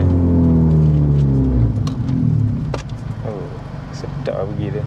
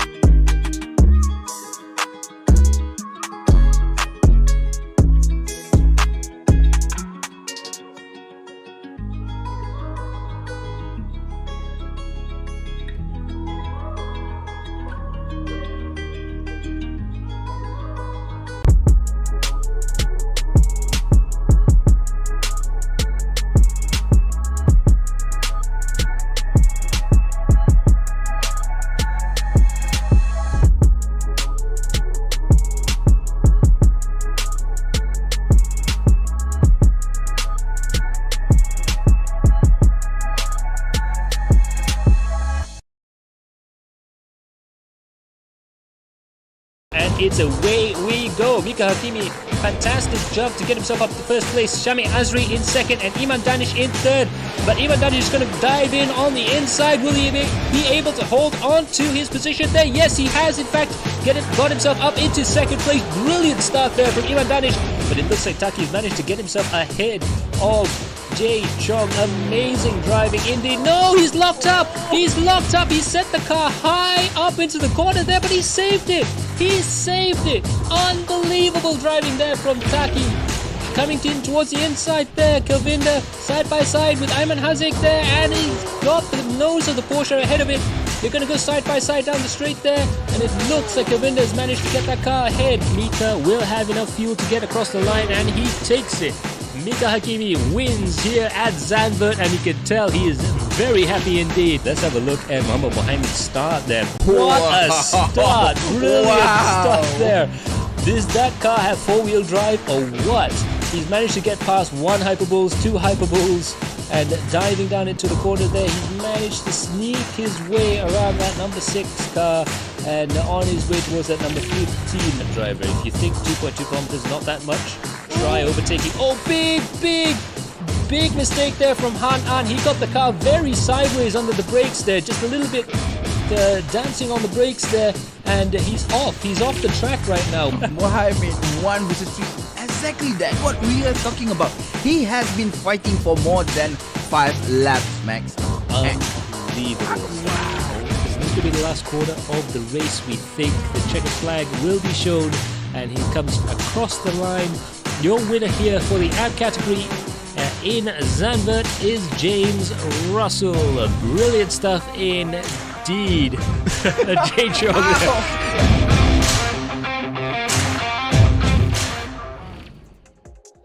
And we are back live here at Motegi for the round 5 of the Trumpet International Racing E-Series. We had a really intriguing race with the Pro Class category, but intriguing might not be one of the words we'll use for this next race. TCRs at Motegi. Wow. Oh, Wow. This is just wow. A tight spot. Not really a narrow corner, but they have a lot of option, and all the option is actually aggressive, Max. Yeah, as we can see right now, they're actually just beginning their qualifying runs right now. Provisionally Han An on provisional pole, but there's quite a few more laps to run in the qualifying session there. Let's have a look at the AM class top 10 standings right now. James Russell in the lead of the championship, 66 points, plays 62 points. Shami Aizan in second place there, and Han An, who led the championship for a vast majority of the season, in third place with 61 points, and he still has a chance. He did have a DNF in round 4, but if he can do a good race this time around, if he could beat James Russell and Shami Aizan, he could reclaim that top step right there. But James Russell in control, but a very tenuous control. Yeah, between James Russell, Shami Aizan, and Han An tonight, gonna be the what we call that, penentu. Decider. Decider, yeah, decider. It's gonna be a deciding race. Yeah. Tonight. But the close battles continue. Charles Orfuden is in a bit of a relaxing place in 4th place. He can't quite catch the guys ahead, I don't think, unless something really dramatic happens. But he has a clear lead between himself and Zainal Hazim. But Zainal Hazim, again, another driver with a clear lead to Wan Li Kui. But Wan Li Kui is in a little bit of trouble because Wan Li Kui on 29 points has Shukran Mokhtar with 28 points. Right behind him, Wazam Zari in 8th place there, 23 points. Mavinderjit Singh and Muhammad Uzair in 9th and 10th places, very close in the midfield. Yeah, we still have a midfield battle. Even in the championship. We still have the midfield battle. So there you go. That is our top 10 standings right now. And in a few moments' time, we'll bring you all the action live on the track as soon as we get the pictures in. Right now, we can see that James Russell has got back onto first position with Han An in second and Zainal Hazim in third. I'll tell you this once, and I definitely trust me when I say this. You will want to share this, share the Sim Racing Love Around, share this stream with anybody you know who has even a slight interest in cars, because I think this is going to be a pretty big race. It's easy, Max. You call your makcik, your pakcik, your uncle lah, your aunt, ato, and so on. Your dentist, your pet groomer, your anybody, doctor. just share to them. Who know? Your ato want to see the TCR. I know mine. Well, yeah. If my grandmother, yeah. If I know it is my ato, then he definitely watched this. Yeah, absolutely. So there you go, James Russell still there, but you can see the top 3 there, 121, everyone else on 122 is down to 6th position. A little bit further apart than everyone else, but still very, very close together.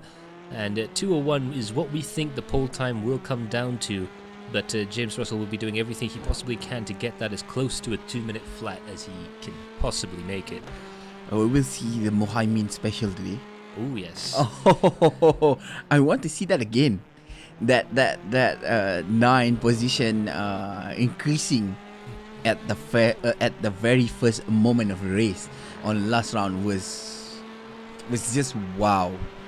Yeah, there you go. James Russell, incidentally, as we talked to him in the previous post-race show, he's borrowing rigs for the last rounds of the championship. So on this particular race and in the next one, he's going to be borrowing mates' rigs as he's traveling around with his Stratos racing team. Of course, James Russell, the proprietor of one of the biggest karting teams in Malaysia right now.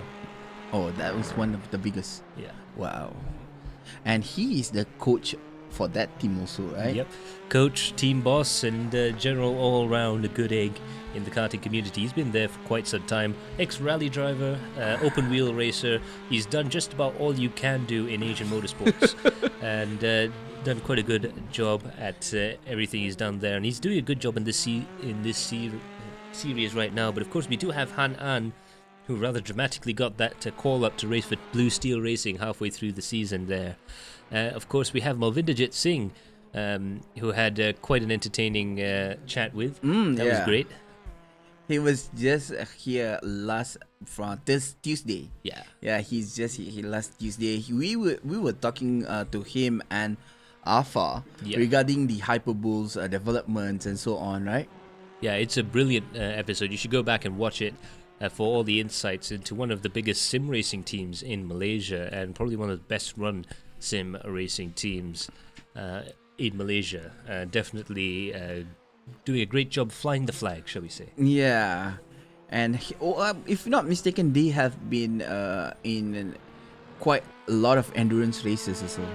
In fact, they just got off recently a fantastic result in the 24 Hours of Daytona and doing Le Mans as well. So a lot of activities both within Malaysia and internationally for the Hyperbullz guys as well. But of course, no knocking on the other flag bearer, and that is the Bruneians. With the Mean Machine guys there. Fred Ting is in 10th position right now. 203.255 is his lap time. I'm pretty sure he can get it down a little bit lower there. A field full of Hyundais and Hondas. A couple of Audis though. Mohaimin still staying strong with the Audi. all throughout the season. So has Jensen Chu. Well, the love for Bangsa H is here. So, like we said earlier, don't forget to comment and to share your stream. Maybe your Bangsa H member will like to see also. Yep, see the battle between Hyundai and Honda. Both all are you guys. Yeah. So all of you fans down there can share the sim racing love around. Leave a comment down below as well, because all the pro class superstars love watching these AM races, watching these TCR races as well. So you can have a chat down there. I think we've seen a couple of guys there saying that it's a little bit hard to overtake. That was Ayman Haziq. He tried everything. He tried everything just to overtake. Yeah, we know that the fact that it's really hard to overtake here. You have a really wide track. This is a really wide track, but it's not easy. Yeah, especially with like the high downforce cars, the Porsche GT3 cars, very difficult for them to pass. I think Ahmad's tried everything apart from the kitchen sink and the blue shells that you get in Mario Kart. And that's about it. So there you go. Muhammad Muhaimin there in 11th place there, but it looks like James Russell has finished his positions right now. He's in P1 provisionally, Han An in second, and Zainal Hazim still in third position, but very, very close to lap times there. It's a 201.55 for James Russell, 201.63 for Han An, and 201.71 for Zainal Hazim, and Shami Haizan just behind them, 202.04. So I think it's going to be very close between the top 5 and top 6 drivers. Between Shami Aizan and Shari Novuddin, it's actually what, 2/10 of 100? 200 200 of a second. Yeah. 0.02 seconds. Wow, gap. that was a really close gap. That was a really close gap. And just for a fun fact, Zairul Hazim, Shami Aizan, and Shari Novuddin is on the same team. Yep, we might see three Hyperbulls right behind another car again. A Hyperbull train. Yep. Yo.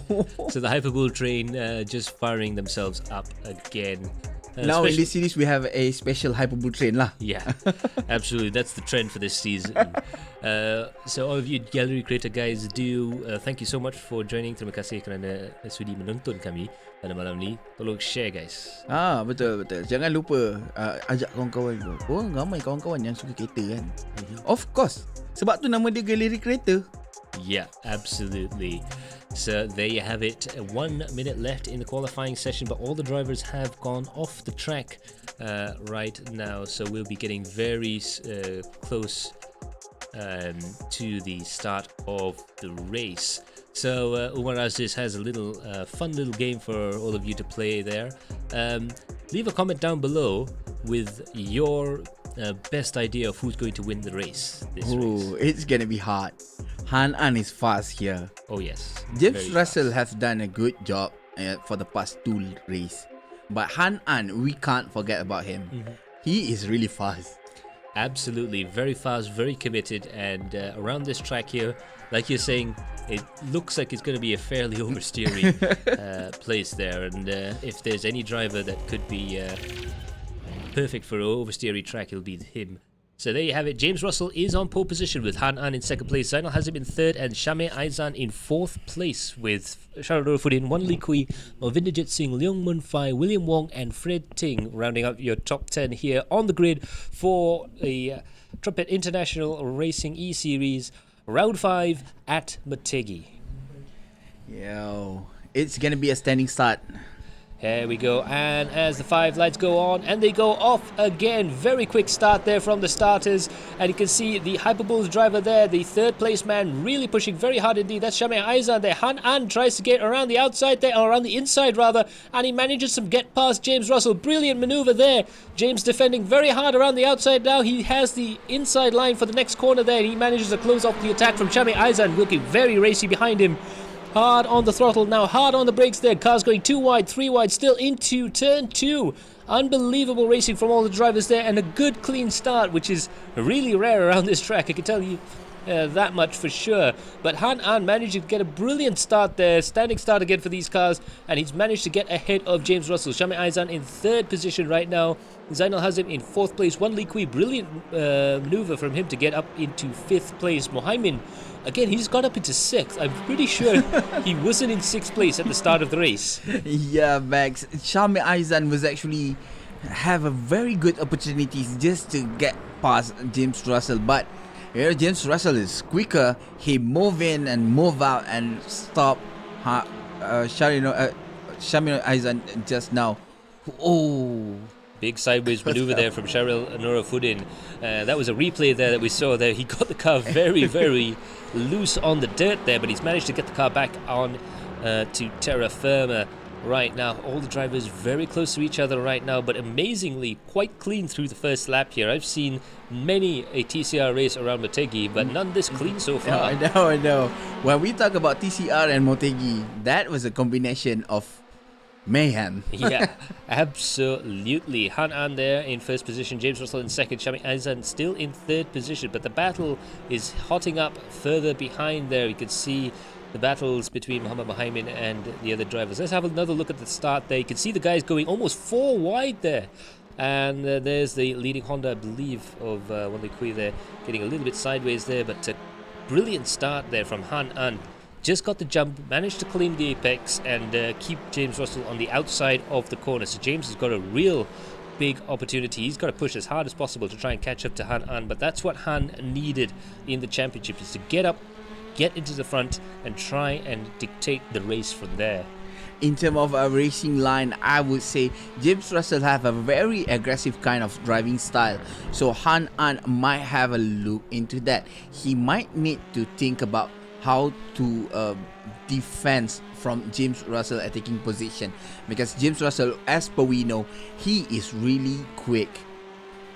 So there you go, we're on board, riding on board and with driver cam there from Malvinderjit Singh, who we had a chat with on the post-race show previously. Ooh, big sideways moment there from his teammate, but there you can see he's using his VR headset to good use, putting that to good use there, driving around the track there. It's brilliant using one of these systems. You can really look around your opponents in the touring car racing there, but you can see a lot of steering input required to get these cars to rotate. But once you do get them to rotate, it's you need to be on the throttle fairly decisively, fairly aggressively to try and get the car to straighten up again.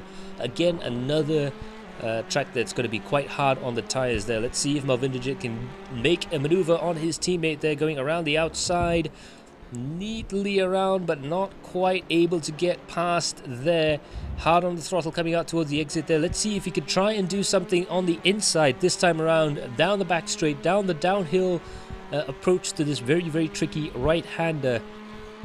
Very close there, but I don't think he's close enough to try and do anything there. Valiant effort from Malvinderjit though to try and close up to Sharil Norafuddin, who's the driver up ahead. Underneath the bridge, out the other side. Let's see if you can get any closer. Well, I'm not too sure if you can get any closer than that. You can see that pattern that they've put into the liveries for this round. Really beautiful liveries that these guys have. Oh, big incident there further back. That's Jensen Chu. Jensen Chu's gone wide there at the final corner. That's going to be very, very unfortunate there from Jensen. Not too sure what happened. We'll hopefully be able to see a replay of that. Wow, that was almost a barrier, Max. That was almost a barrier. What happened to Jensen Chu? This is a replay for Jensen Chu incident just now.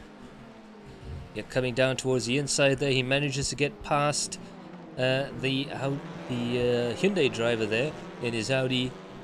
Beautifully done maneuver there from the Biff Racing driver. Gets through the final section of corners, gets the car sideways and just unable. He's in a situation where he couldn't put his foot down to straighten the car up again. And there you go, he's off the track. That's another uncatchable drift. Yeah. Now I'm talking about that. Okay. James Russell, a 2-second gap behind. 0.2 second gap behind. He is getting faster and faster. James Russell, we know how his driving style is, and this track is made for him. Absolutely, and he's managed to close up quite a bit there to Han An. But with Han, all he's got to do now is to try and defend from James Russell. But that is much easier said than done. Meanwhile, Wan Likui is going to try and move around the outside of Zainal Hazim. Is he going to try and do it around the outside? He's managed to keep it, hung it out wide. Touch, they touch, and that's a big sideways moment from Wan Likui. Very wide onto the gravel there, getting back up onto the track there, just ahead of Muhammad Muhaimin, who gains another place. I think they're going to gain another place there, but that is very unfortunate there from Wan Likui. Looks like they touch. He almost made it work around the outside there, but a bit of contact. Oh, and there's another contact there. That's Muhaimin off. There is Muhaimin off on the downhill right-hander there. Unbelievable stuff right the way through that lap there. Quite a few incidents happening. And oh, look at that. That's Wan Likui desperately trying to keep ahead of Malvinderjit Singh. They are as close as possible. The gloves have come off right now. It's real touring car battles here at Motegi. Twin Ring Motegi there, but Wan Likui managing somehow, some way to get back into fifth. This is the TCR on Motegi that we are talking about. It is contact here and there. I'm just amazed that Wan Likui managed to keep hold of fifth. He was out of control for most of that. He was like, I'm here. Hey, I'm here again. So there you go, Muhammad Muhaimin. We're riding on board with him. He had a fantastic race in the previous round until of that snafu in the pit lane. But now he is fighting back there. He's going to have to fight back again. He had a real thump up the back there in that downhill right-hander. But now he's trying to go side by side with Alif Shauki, I believe that is, around the outside there. Fred Ting looking for a way around the inside. Another big tap there just to try and unsettle Muhaimin going through this corner here. Alif Shauki managing to keep that position there, but Muhammad Muhaimin there has managed to really put pressure on Alif Shauki. William Wong further behind, also looking very racy as Leung Mun Fai further behind, looking very racy along with Fred Ting as well. This is the Adrenaline Impact tail of the field battle right now, and it's just as interesting watching these battles at the back of the field as it is at the front, and they are racing just as hard. Believe you me, hard on the brakes there. Ooh, almost touching there. This is BTCC levels of contact and close quarter battling that we know is so brilliant about touring car racing here. Let's see if Muhaimin can do anything down this corner. Remember, this is where they had that touch, diving down towards the inside there, hard on the brakes, but not quite able to do it. Is he going to try it anyways? He's going to try it anyways. He just about hangs it around. They're going to go side by side into the final series of corners there, but Alif Shauki, beautiful bit of defending there. Unbelievable stuff. For him to try and hang that Hyundai around the outside there. Muhaimin still trying hard. All four cars going wide at the final corner there. They are trying and they are pushing the car as hard as possible. Race Control meanwhile says lap 3 incident between 8, 7 and 10 under investigation. This is Alif Shauki right now pushing that car around there, and as you can see there, he is definitely in full race maximum attack mode there. He's got to really try and put some gap between them. Meanwhile, William Wong further up ahead there, just minding his business and keeping everything nice and cool and calm. But he is slowly but surely catching up to the Hyperbullz drivers up ahead. Wow, Max. What Muhaimin does just now is just wow. This is the incident between Wan Likui and Muhaimin and Malvinderjit Singh, if not mistaken there. Yeah, very, very dramatic stuff there. It looked like all three drivers locked up in varying states of control coming down the hill there. And it's so easy to lock the car, especially your back brakes coming into that corner. It's downhill, you've got all the weight on the nose of the car. It's very easy to lock the front end and slide off, or lock the back end and lose the stability you desperately need to come into that corner there. I would love to emphasize that this is a simulation level of racing. This is not some things that for speed kind of things. Yeah. I'm not gonna say it, but this is not that kind of game where you have to find a very good line, a very good braking position, just to make sure that you manage to overtake your opponent here and there. Now Malvinderjit Singh still trying to get behind Wan Likui. Wow, if I can get $1 if every time I say wow, I'm a millionaire today. Yeah, I can second that, that's for sure. Malvinderjit Singh there getting closer and closer to Wan Li Kui. Again, I'm amazed at how he's still in 5th position after that lap, because it looked for all of us in the world that he was going to come off the track there, but he's managed to use every little bit of rallying, rallycross, stadium super trucks, and anything else that he's ever done off-road. He's used every single inch of his rather immense car control to keep that in check, but unbelievable stuff right through the field there. Max, the Han An last lap and James Russell last lap is actually identical. Unbelievable stuff there. Unbelievable. These guys are getting closer and closer. Their best lap, Han An now 201.72, James Russell 201.80. That is less than a blink of an eye, ladies and gentlemen. Max, we have to see a pit race battle again. Absolutely. This time, this is the battle between Han An and James Russell. 0.6 of a second between them. It is definitely go time for both drivers right now. Han An needs to be in front to keep his hopes of the championship alive. He has to beat all of his other rivals in order to try and leapfrog back up to the front there. Shami Azri, they're saying, Laju Han An. Hanan, not Hanan, Han An. He's missing the space, but thanks to Shami Azri there for the comment. And no, just don't. That is James Russell's nickname, George Russell. Talk about Hanan. I was hoping for nasi ayam.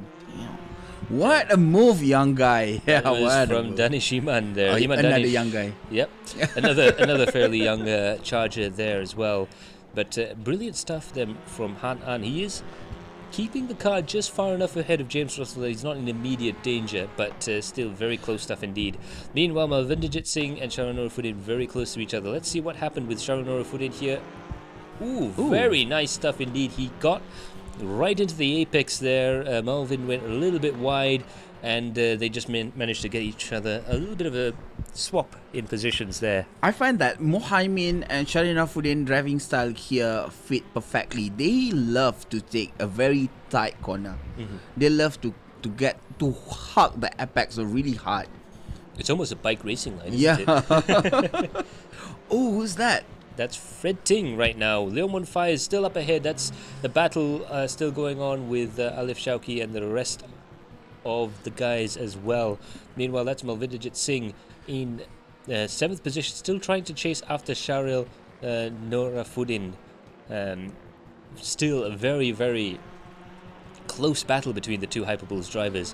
And like I say, the policy with the Hyperbullz drivers all throughout the field here is that they always battle with each other. There is no real there's no team tactics. Nobody's going to be told to give up position or anything like that. Of course, if the driver behind is a lot faster than the driver ahead, they are not going to fight over the position. But in a position like this, in a case like this, where Norafuddin and Malvinderjit Singh are really very close, Sharil and Vin there, they're quite close on pace, so they are going to fight it all the way to the end. Yeah, that was good in Hyperbullz, and most of the teams actually, they were just competitive. Yep.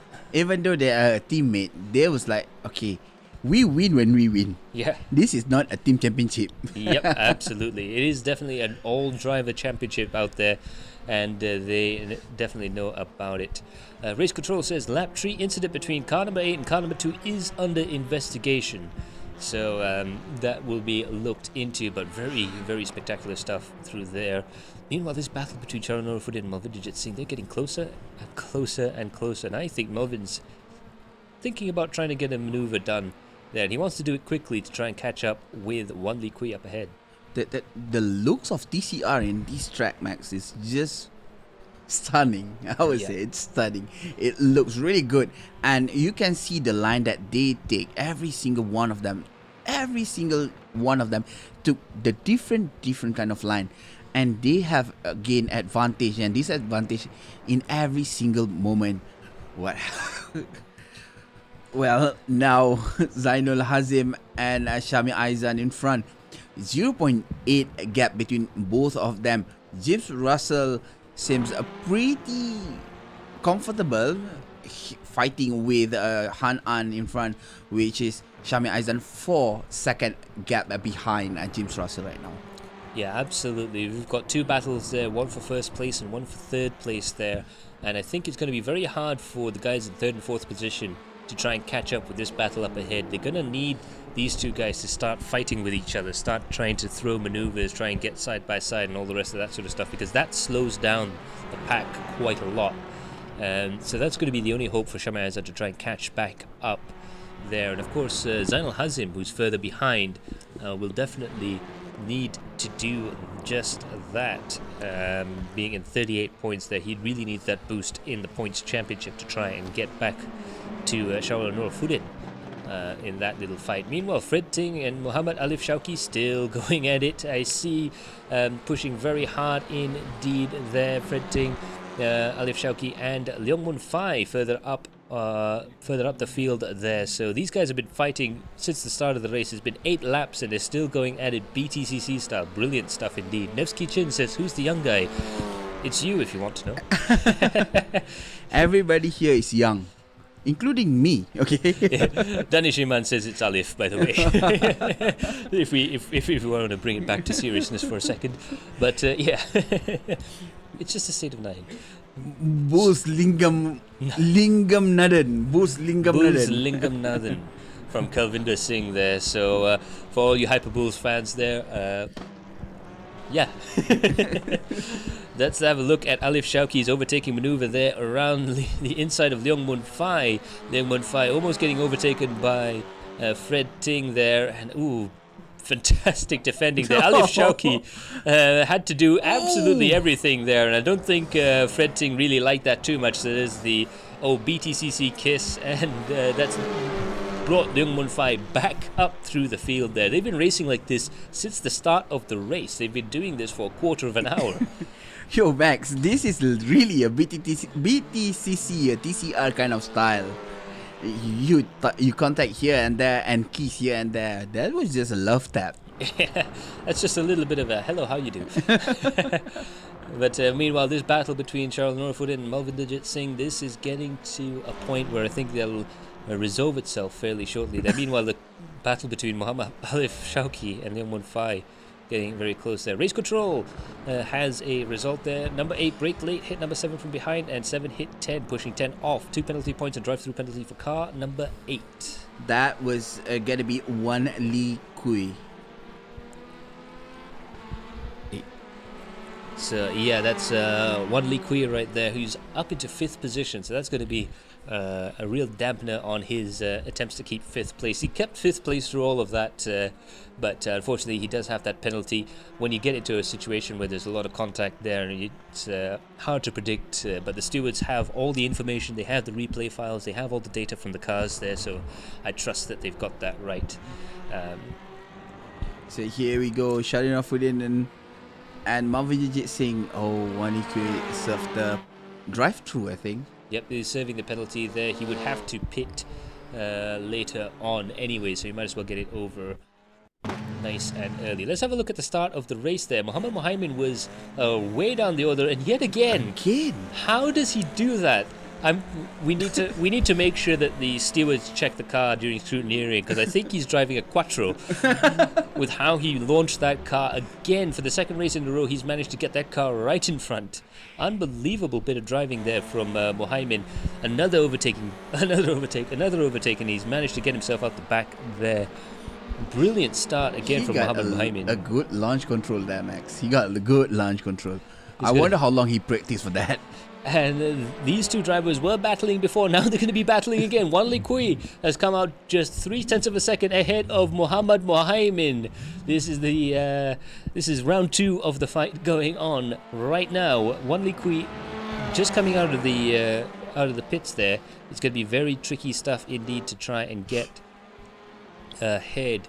Meanwhile, Race Control has that another report there.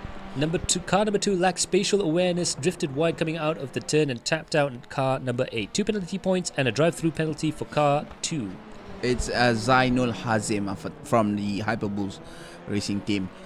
Now, Wan Li Kui and Muhammad Muhaimin is still fighting for position. I was thinking that Mohammed might have a bit of an issue. You can see that the rear bumper, it's a bit wrecked here and there. That might serve a bit issue with him with the suspension. It may just affect the suspension a little bit, although he is still keeping pace with Wan Liqui, so whatever problems there. We're having a look at the rear wheel cameras there on Mohammed Bohaimin's car, and it looks to be okay. Yeah. So I think he might just be a little bit shaken up there, and of course he's got Wan Liqui right ahead of him, and he was involved in all of the fracas further behind. Zainal has him there doing his pit lane drive-through penalty there.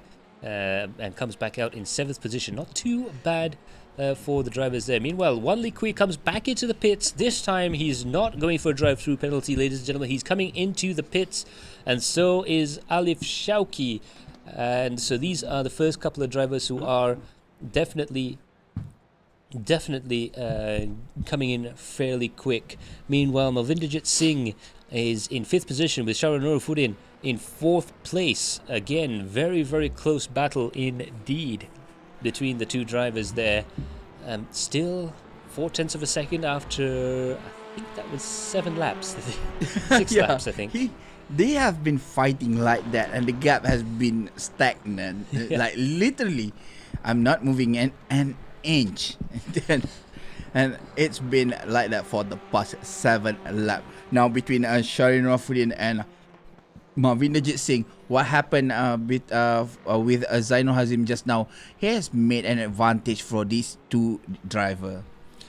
Absolutely. Danish Iman saying Giga Chat launch there from Mohammed Bohaimin. Have to agree on that one. Interestingly enough, the previous lap for Shahrul Nurufuddin, 2:04.48, and for Malvindajit Singh, it's a 2:04.51, 0.02 of a second. Is the gap between these two drivers in terms of pace. So they are lapping basically identically. But it looks like Malvindajit Singh's going to try and just have a look and just say hello there. How are you doing? Shahrul Nurufuddin coming down towards that corner there. But they are very close indeed right now coming through the section there. I think Shahrul's lost a little bit of time, a little bit of speed through there. Malvindajit Singh managing to carry that speed through the final sector here. Let's see if we can draft past Shahrul Nurufuddin coming down towards turn 1. That is the driver cam we saw of Malvindajit Singh, and now this is the driver cam of Shahrul Nurufuddin. He's looking into his mirrors, I think, into his virtual mirrors there. He's gone a little bit wide. That's given the chance for Malvindajit Singh to try and sneak it up on the inside, but not enough traction for Melvin to try and get past there. Now coming up towards his braking zone again. Melvin has the advantage. He can dive in onto the inside there. Hard on the brakes there. Malvindajit just pushing away all of those cones there. Coming around the corner there. Hard on the throttle. Using all of the road he can. He is looking for any single way to get past Shahrul Nurufuddin. Wow, Malvindajit Singh is just looking for his prey right now. And look at his face just now. He was like, I'm coming for you. And that what happened between Malvindajit Singh and Shahrul Nurufuddin. Oh my god. Now they are still fighting. 0.1 second behind. Ooh, that was gonna be a left tap. That was gonna be a left tap. I love that. I think he felt that. I'm pretty sure that Shahrul Nurufuddin felt that. Now Melvin's looking to the inside there, not quite able to do it here. They're so close right now that I think Shahrul Nurufuddin is going to have big problems if he can't get a good run out of this next corner. This hairpin here is going to get a great drive coming out of here. Otherwise, Malvindajit here is going to draft up behind him, and he's close enough to get a fantastic draft coming out of this corner. Let's see there. Not a lot of space between them. 0.3 of a second though. I think Shahrul's managed to keep the car ahead coming down towards his braking zone here. So I think Shahrul Nurufuddin just doing just enough to get ahead of Malvindajit at that final corner.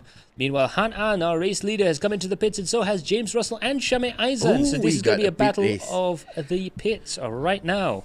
Oh, we got another pit battle right now between Han An, James Russell and Shame Aizan. Who's gonna exit first? There we go. Shahrul Nurufuddin, Malvindajit Singh coming into pit lane. William Wong. Wow.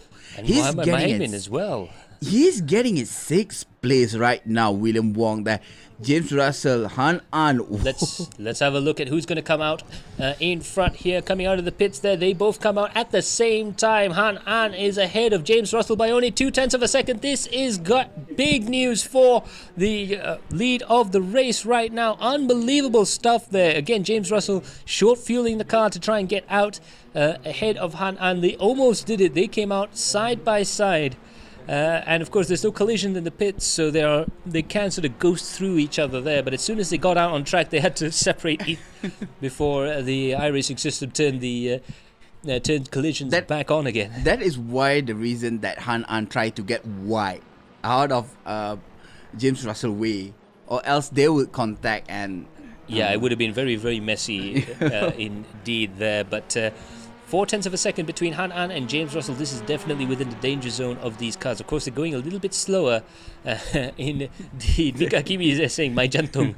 My jantung. It's like, my jantung. That's my heart, as he sees there. Of course, Mika Hakimi, another member of Blue Steel Racing, he'll be cheering Han An on as much as possible there. I'm sure they're on Discord, on the radios, giving him all the advice he can. Brilliant stuff indeed from all the drivers here.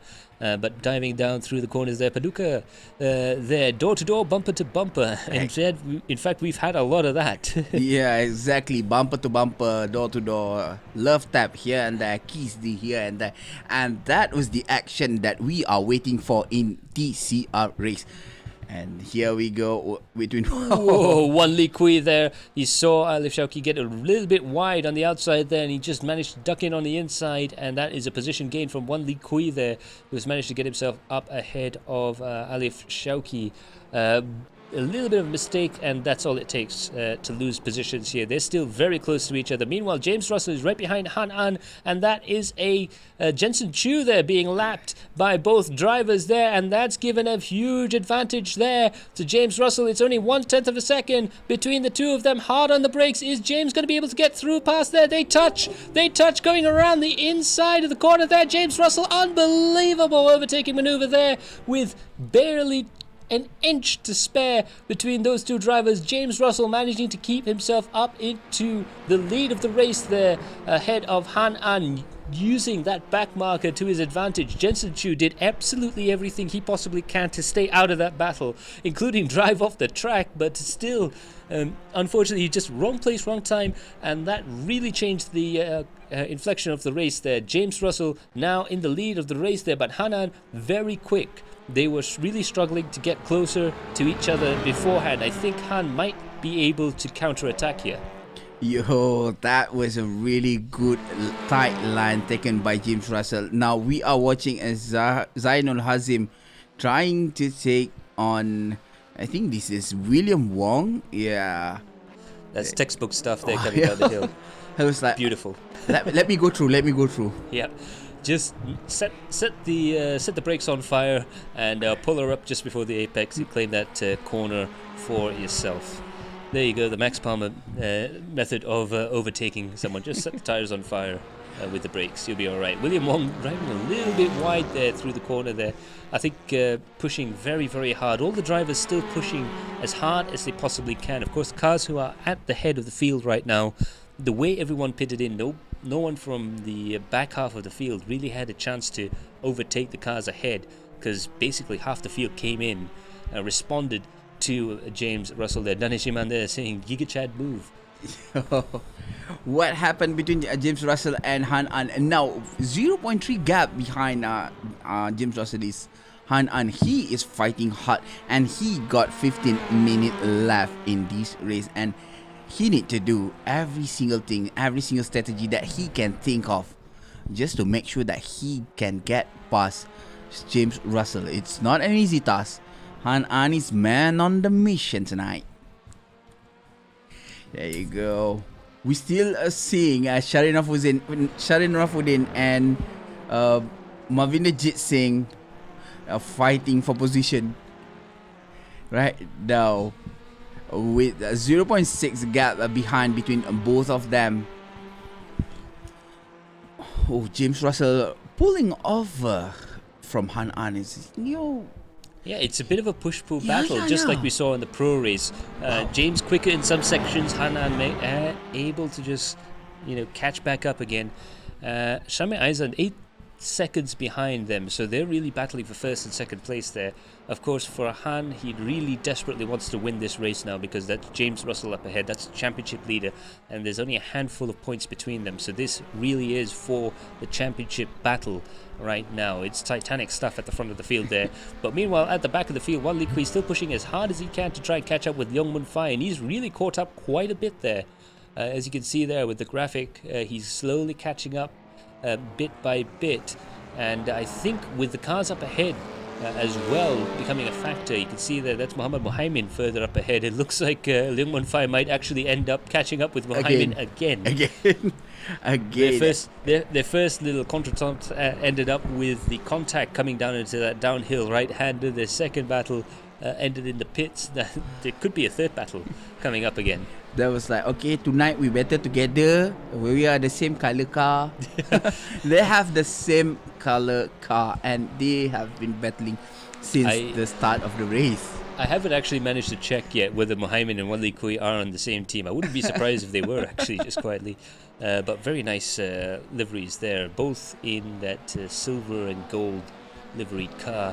But right now, Leong Mun Fai has one challenge up ahead, and that's right, how to get past Muhaimin. Leong Mun Fai is trying to hold on into the position and try to battle between him and Wan Likui. Wan Likui, that's it. So there you go, Wan Likui and Muhammad Muhaimin. There you go, Leong Mun Fai. He is doing just fine right now. Now it's back side by side between him and Wan Likui. Wow. So yeah, Wan Likui managing to get past there. Again, another textbook maneuver. Let's set the brake pads on fire, head down into turn 1, and now he's going to try and catch up with Muhammad Muhaimin again. Again. So another wow from me. So I'm a millionaire today. Between Wan Likui and Muhammad Muhaimin, now 1.2 second gap, and they have a 13 minute left in the race. I don't think their tires like too overheat right now, because they seem quite fine, and we see less what we call a mistake in this race tonight. Yeah, absolutely. And also with the touring cars, it's quite a bit easier to catch the slides. When you get the car crossed up, you can use the throttle to try and pull the car straight usually. Meanwhile, this battle is still going on. We like to report that Charles Norafuddin is still holding Malvinderjit Singh behind right now. The gap is 0.2 of a second, between 2 or 0.3 of a second there. I don't think it's possible to drive two Hyundai TCR cars that close together for that length of time. Meanwhile, James Russell and Han An, this battle has also gotten very close and very hot right now. Han An well within drafting zone of James Russell as he comes down towards turn 1 here. Han just keeping the car tight behind him. He wants to get as close as humanly possible before overtaking James Russell. This is touring cars, remember. A little bit of contact is almost a prerequisite when it comes to a battle of this proportion. Again, this is for the championship lead. If James can stay ahead of Han An, he has a much better chance of winning the championship. But if Han can get past James Russell here, then the gap closes up quite dramatically. Yeah, between him and James Russell right now is only 5 points separating between them.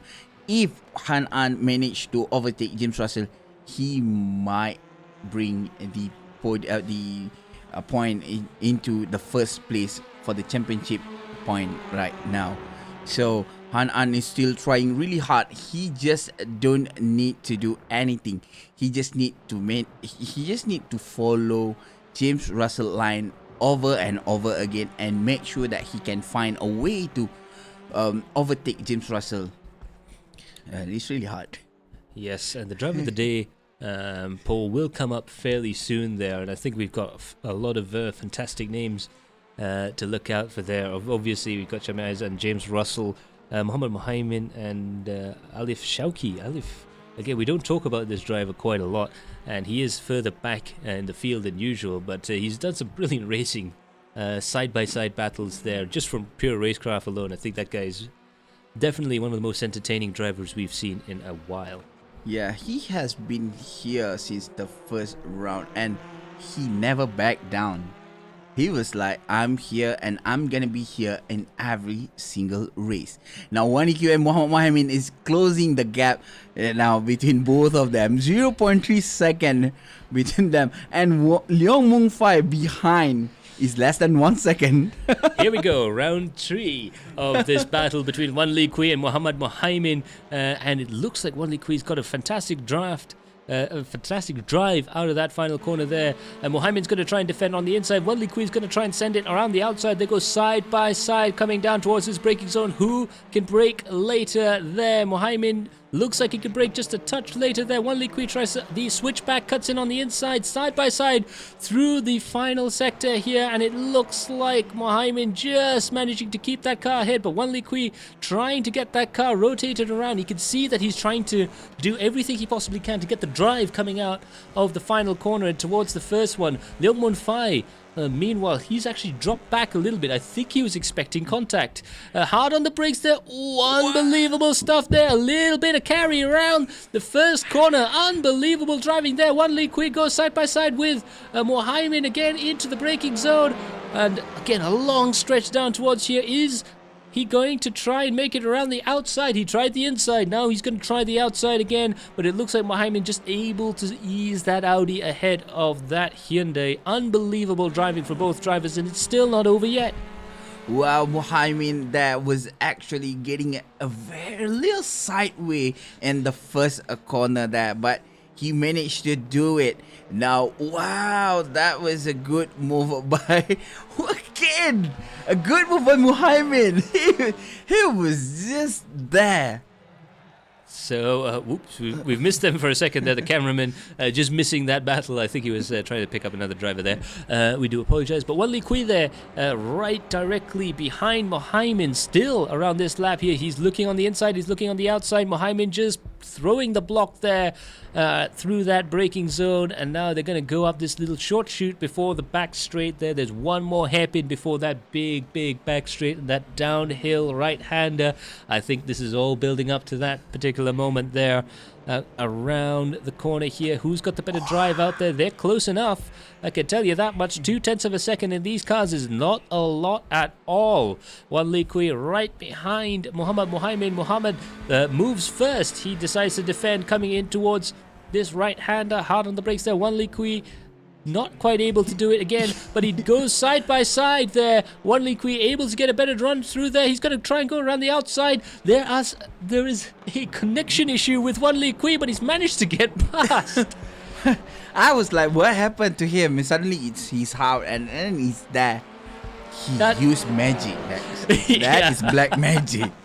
He's managed to use a disappearing technique to go around the outside of Mohamed. We can't see that action. Oh my god. We'll see if I don't think it will come up on the replay because it appears to be a connection issue there, but he did go around the outside of Mohamed into the second to last corner there. I wonder if he's got a lag switch like you have when you're cheating with first-person shooter games. But this battle has been for a 3 minute, Max. He has been fighting with Mohamed for 3 straight minutes, and that last critical point, the lag thing happened. Oh my god. Great job by Mohamed predicting where Wan Lee Kui is going to come up. I mean, that was some serious driving skills there to avoid any potential impact. Of course, if you're ghosted like that, there is a split second where the car won't actually register contact. So you do have a bit of a chance there. Meanwhile,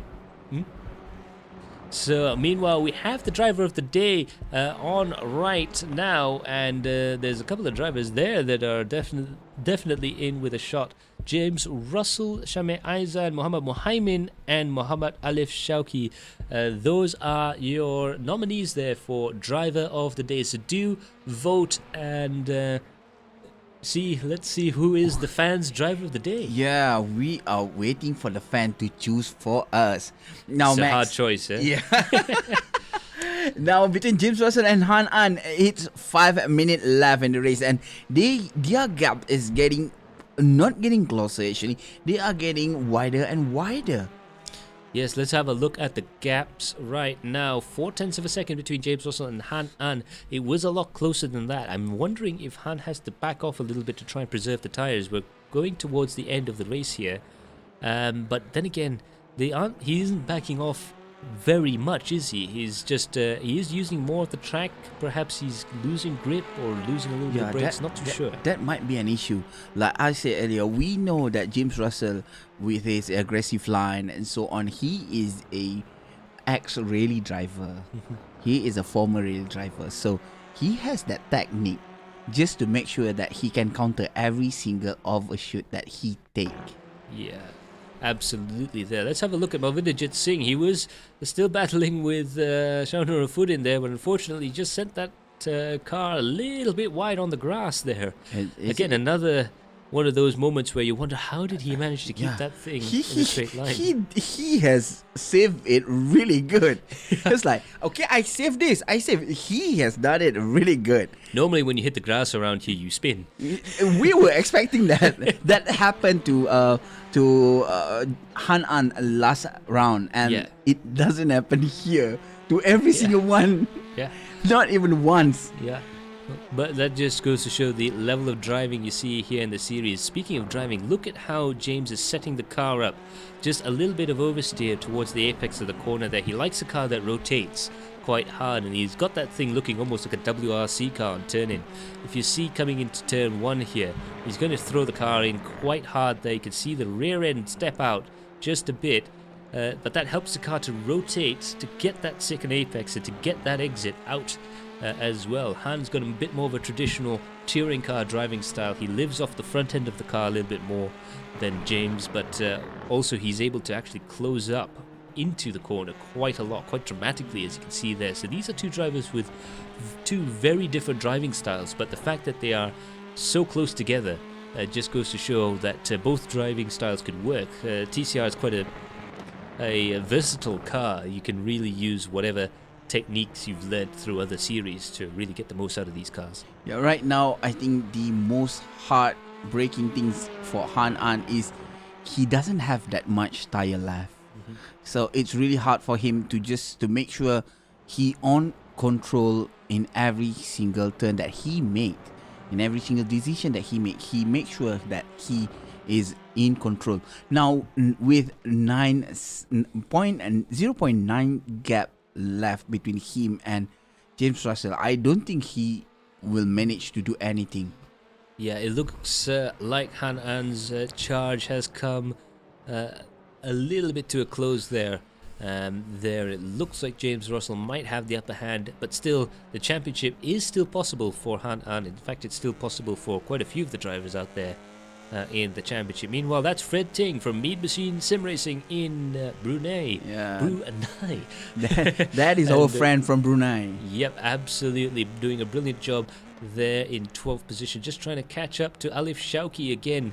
Like it's crazy to think he is in 11th position right now, just outside of the points, but the battles we've seen from Alif Shauki is almost like a Senna Prost battle.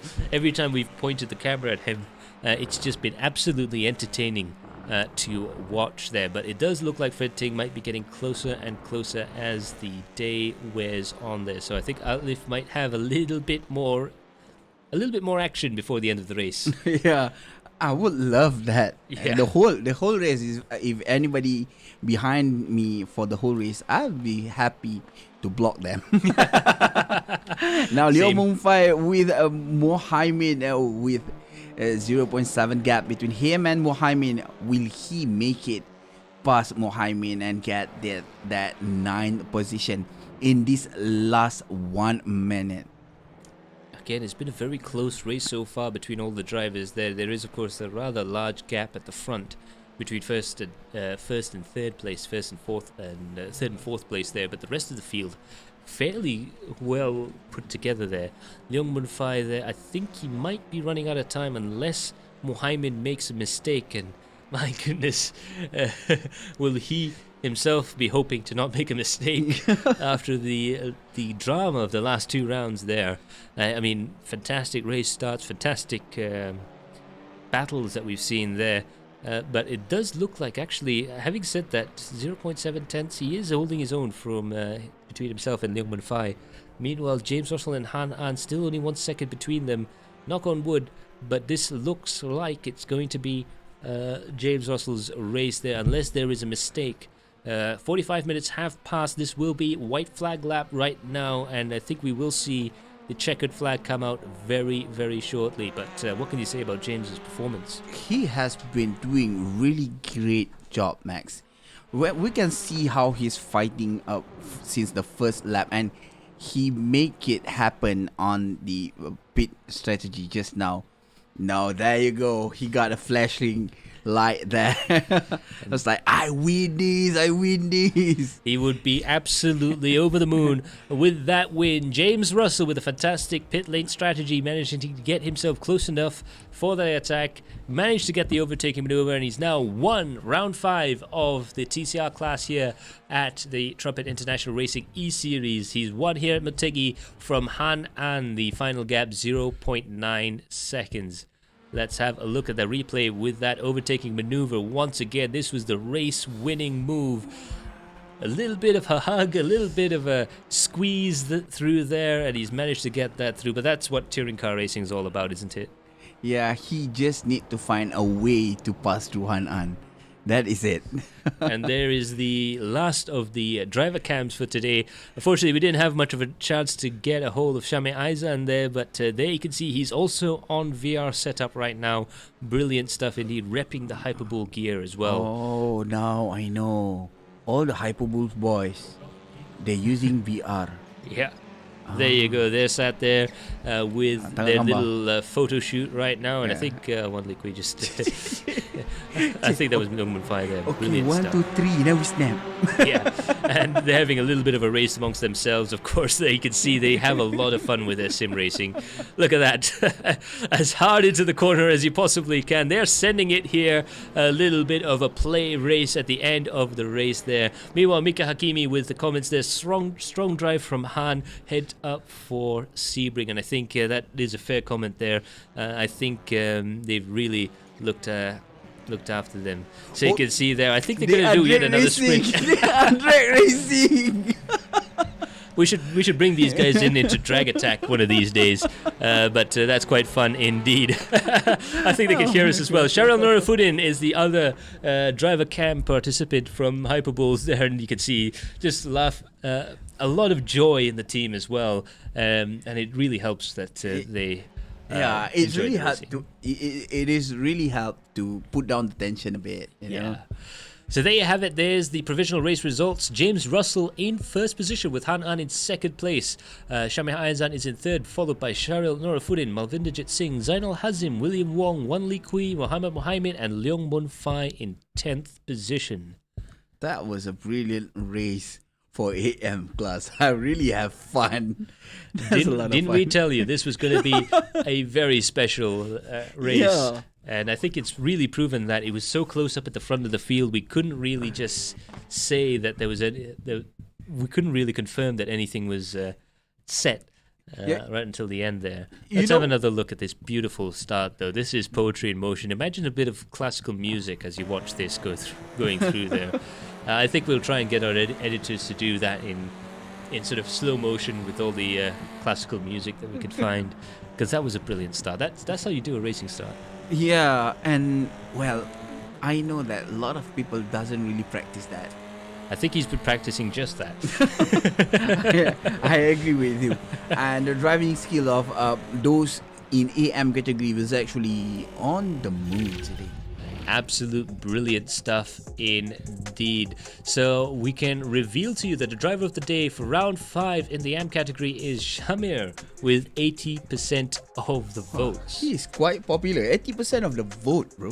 Absolutely brilliant stuff there actually throughout the race from Shamir Aizan, and definitely a strong vote there. I'm pretty sure there's quite a few Hyperbullz. He has been a bit comfortable on the third place for quite some times in that race. Yeah, because Han An and James Russell were fighting for position, but the gap between them is too hard, too wide to get back. You know? Yeah, and I think that was just through the pit stops there. He unfortunately had to take in a bit more fuel than he took on a bit more fuel than, as it turns out, he needed perhaps. So, but in any case, brilliant stuff indeed from all of the drivers there, and a brilliant race all round. I think the pro class race was just a clinical exercise in how to go racing. It is really refined. Yeah, it's like really silky smooth kind of race. There was like, I need to think before I do something. Yeah. And absolutely they had to. It's a perilous track to try and get these GT3 cars past. But the TCR race, I think, was the polar opposite. They were trying absolutely everything to get past. It was like everything. I will try everything just to make sure that I can push through my opponent.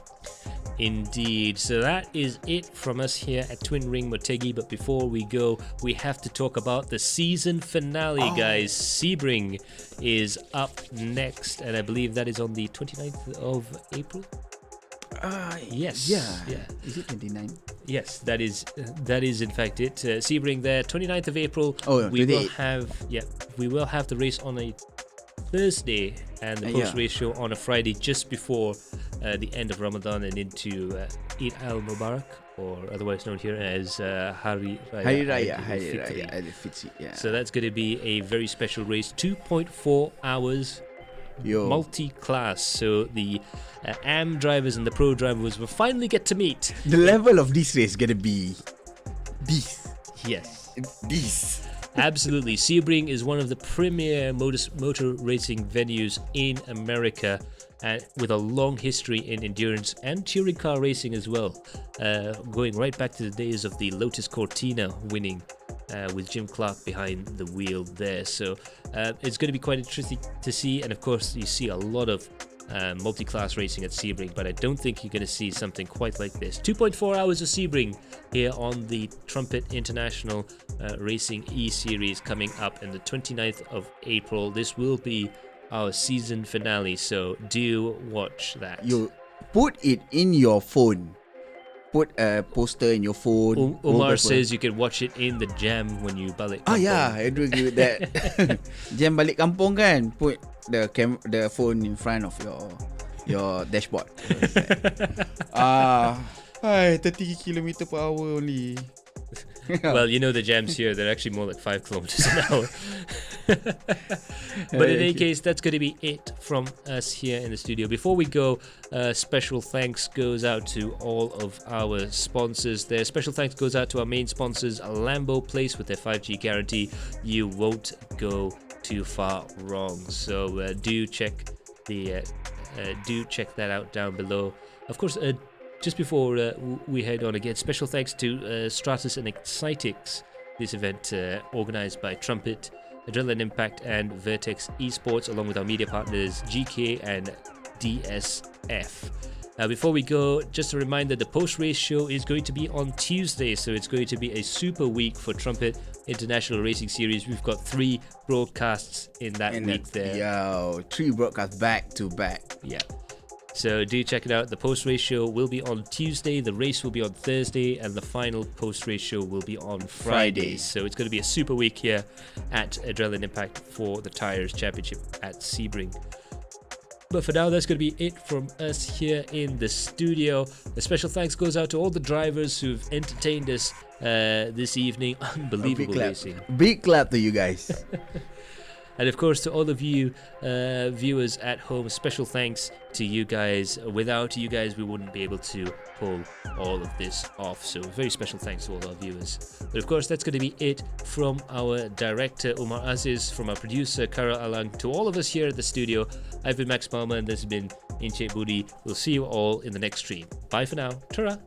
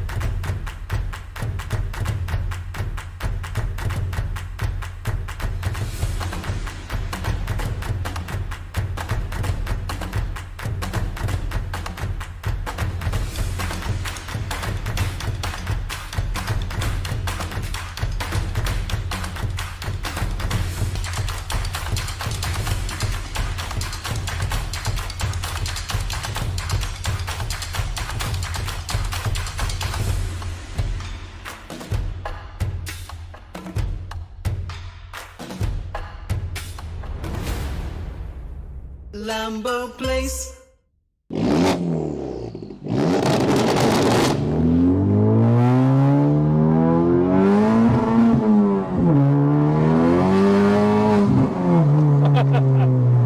Dalam minit je cerita. Oh, sedap pergi tu.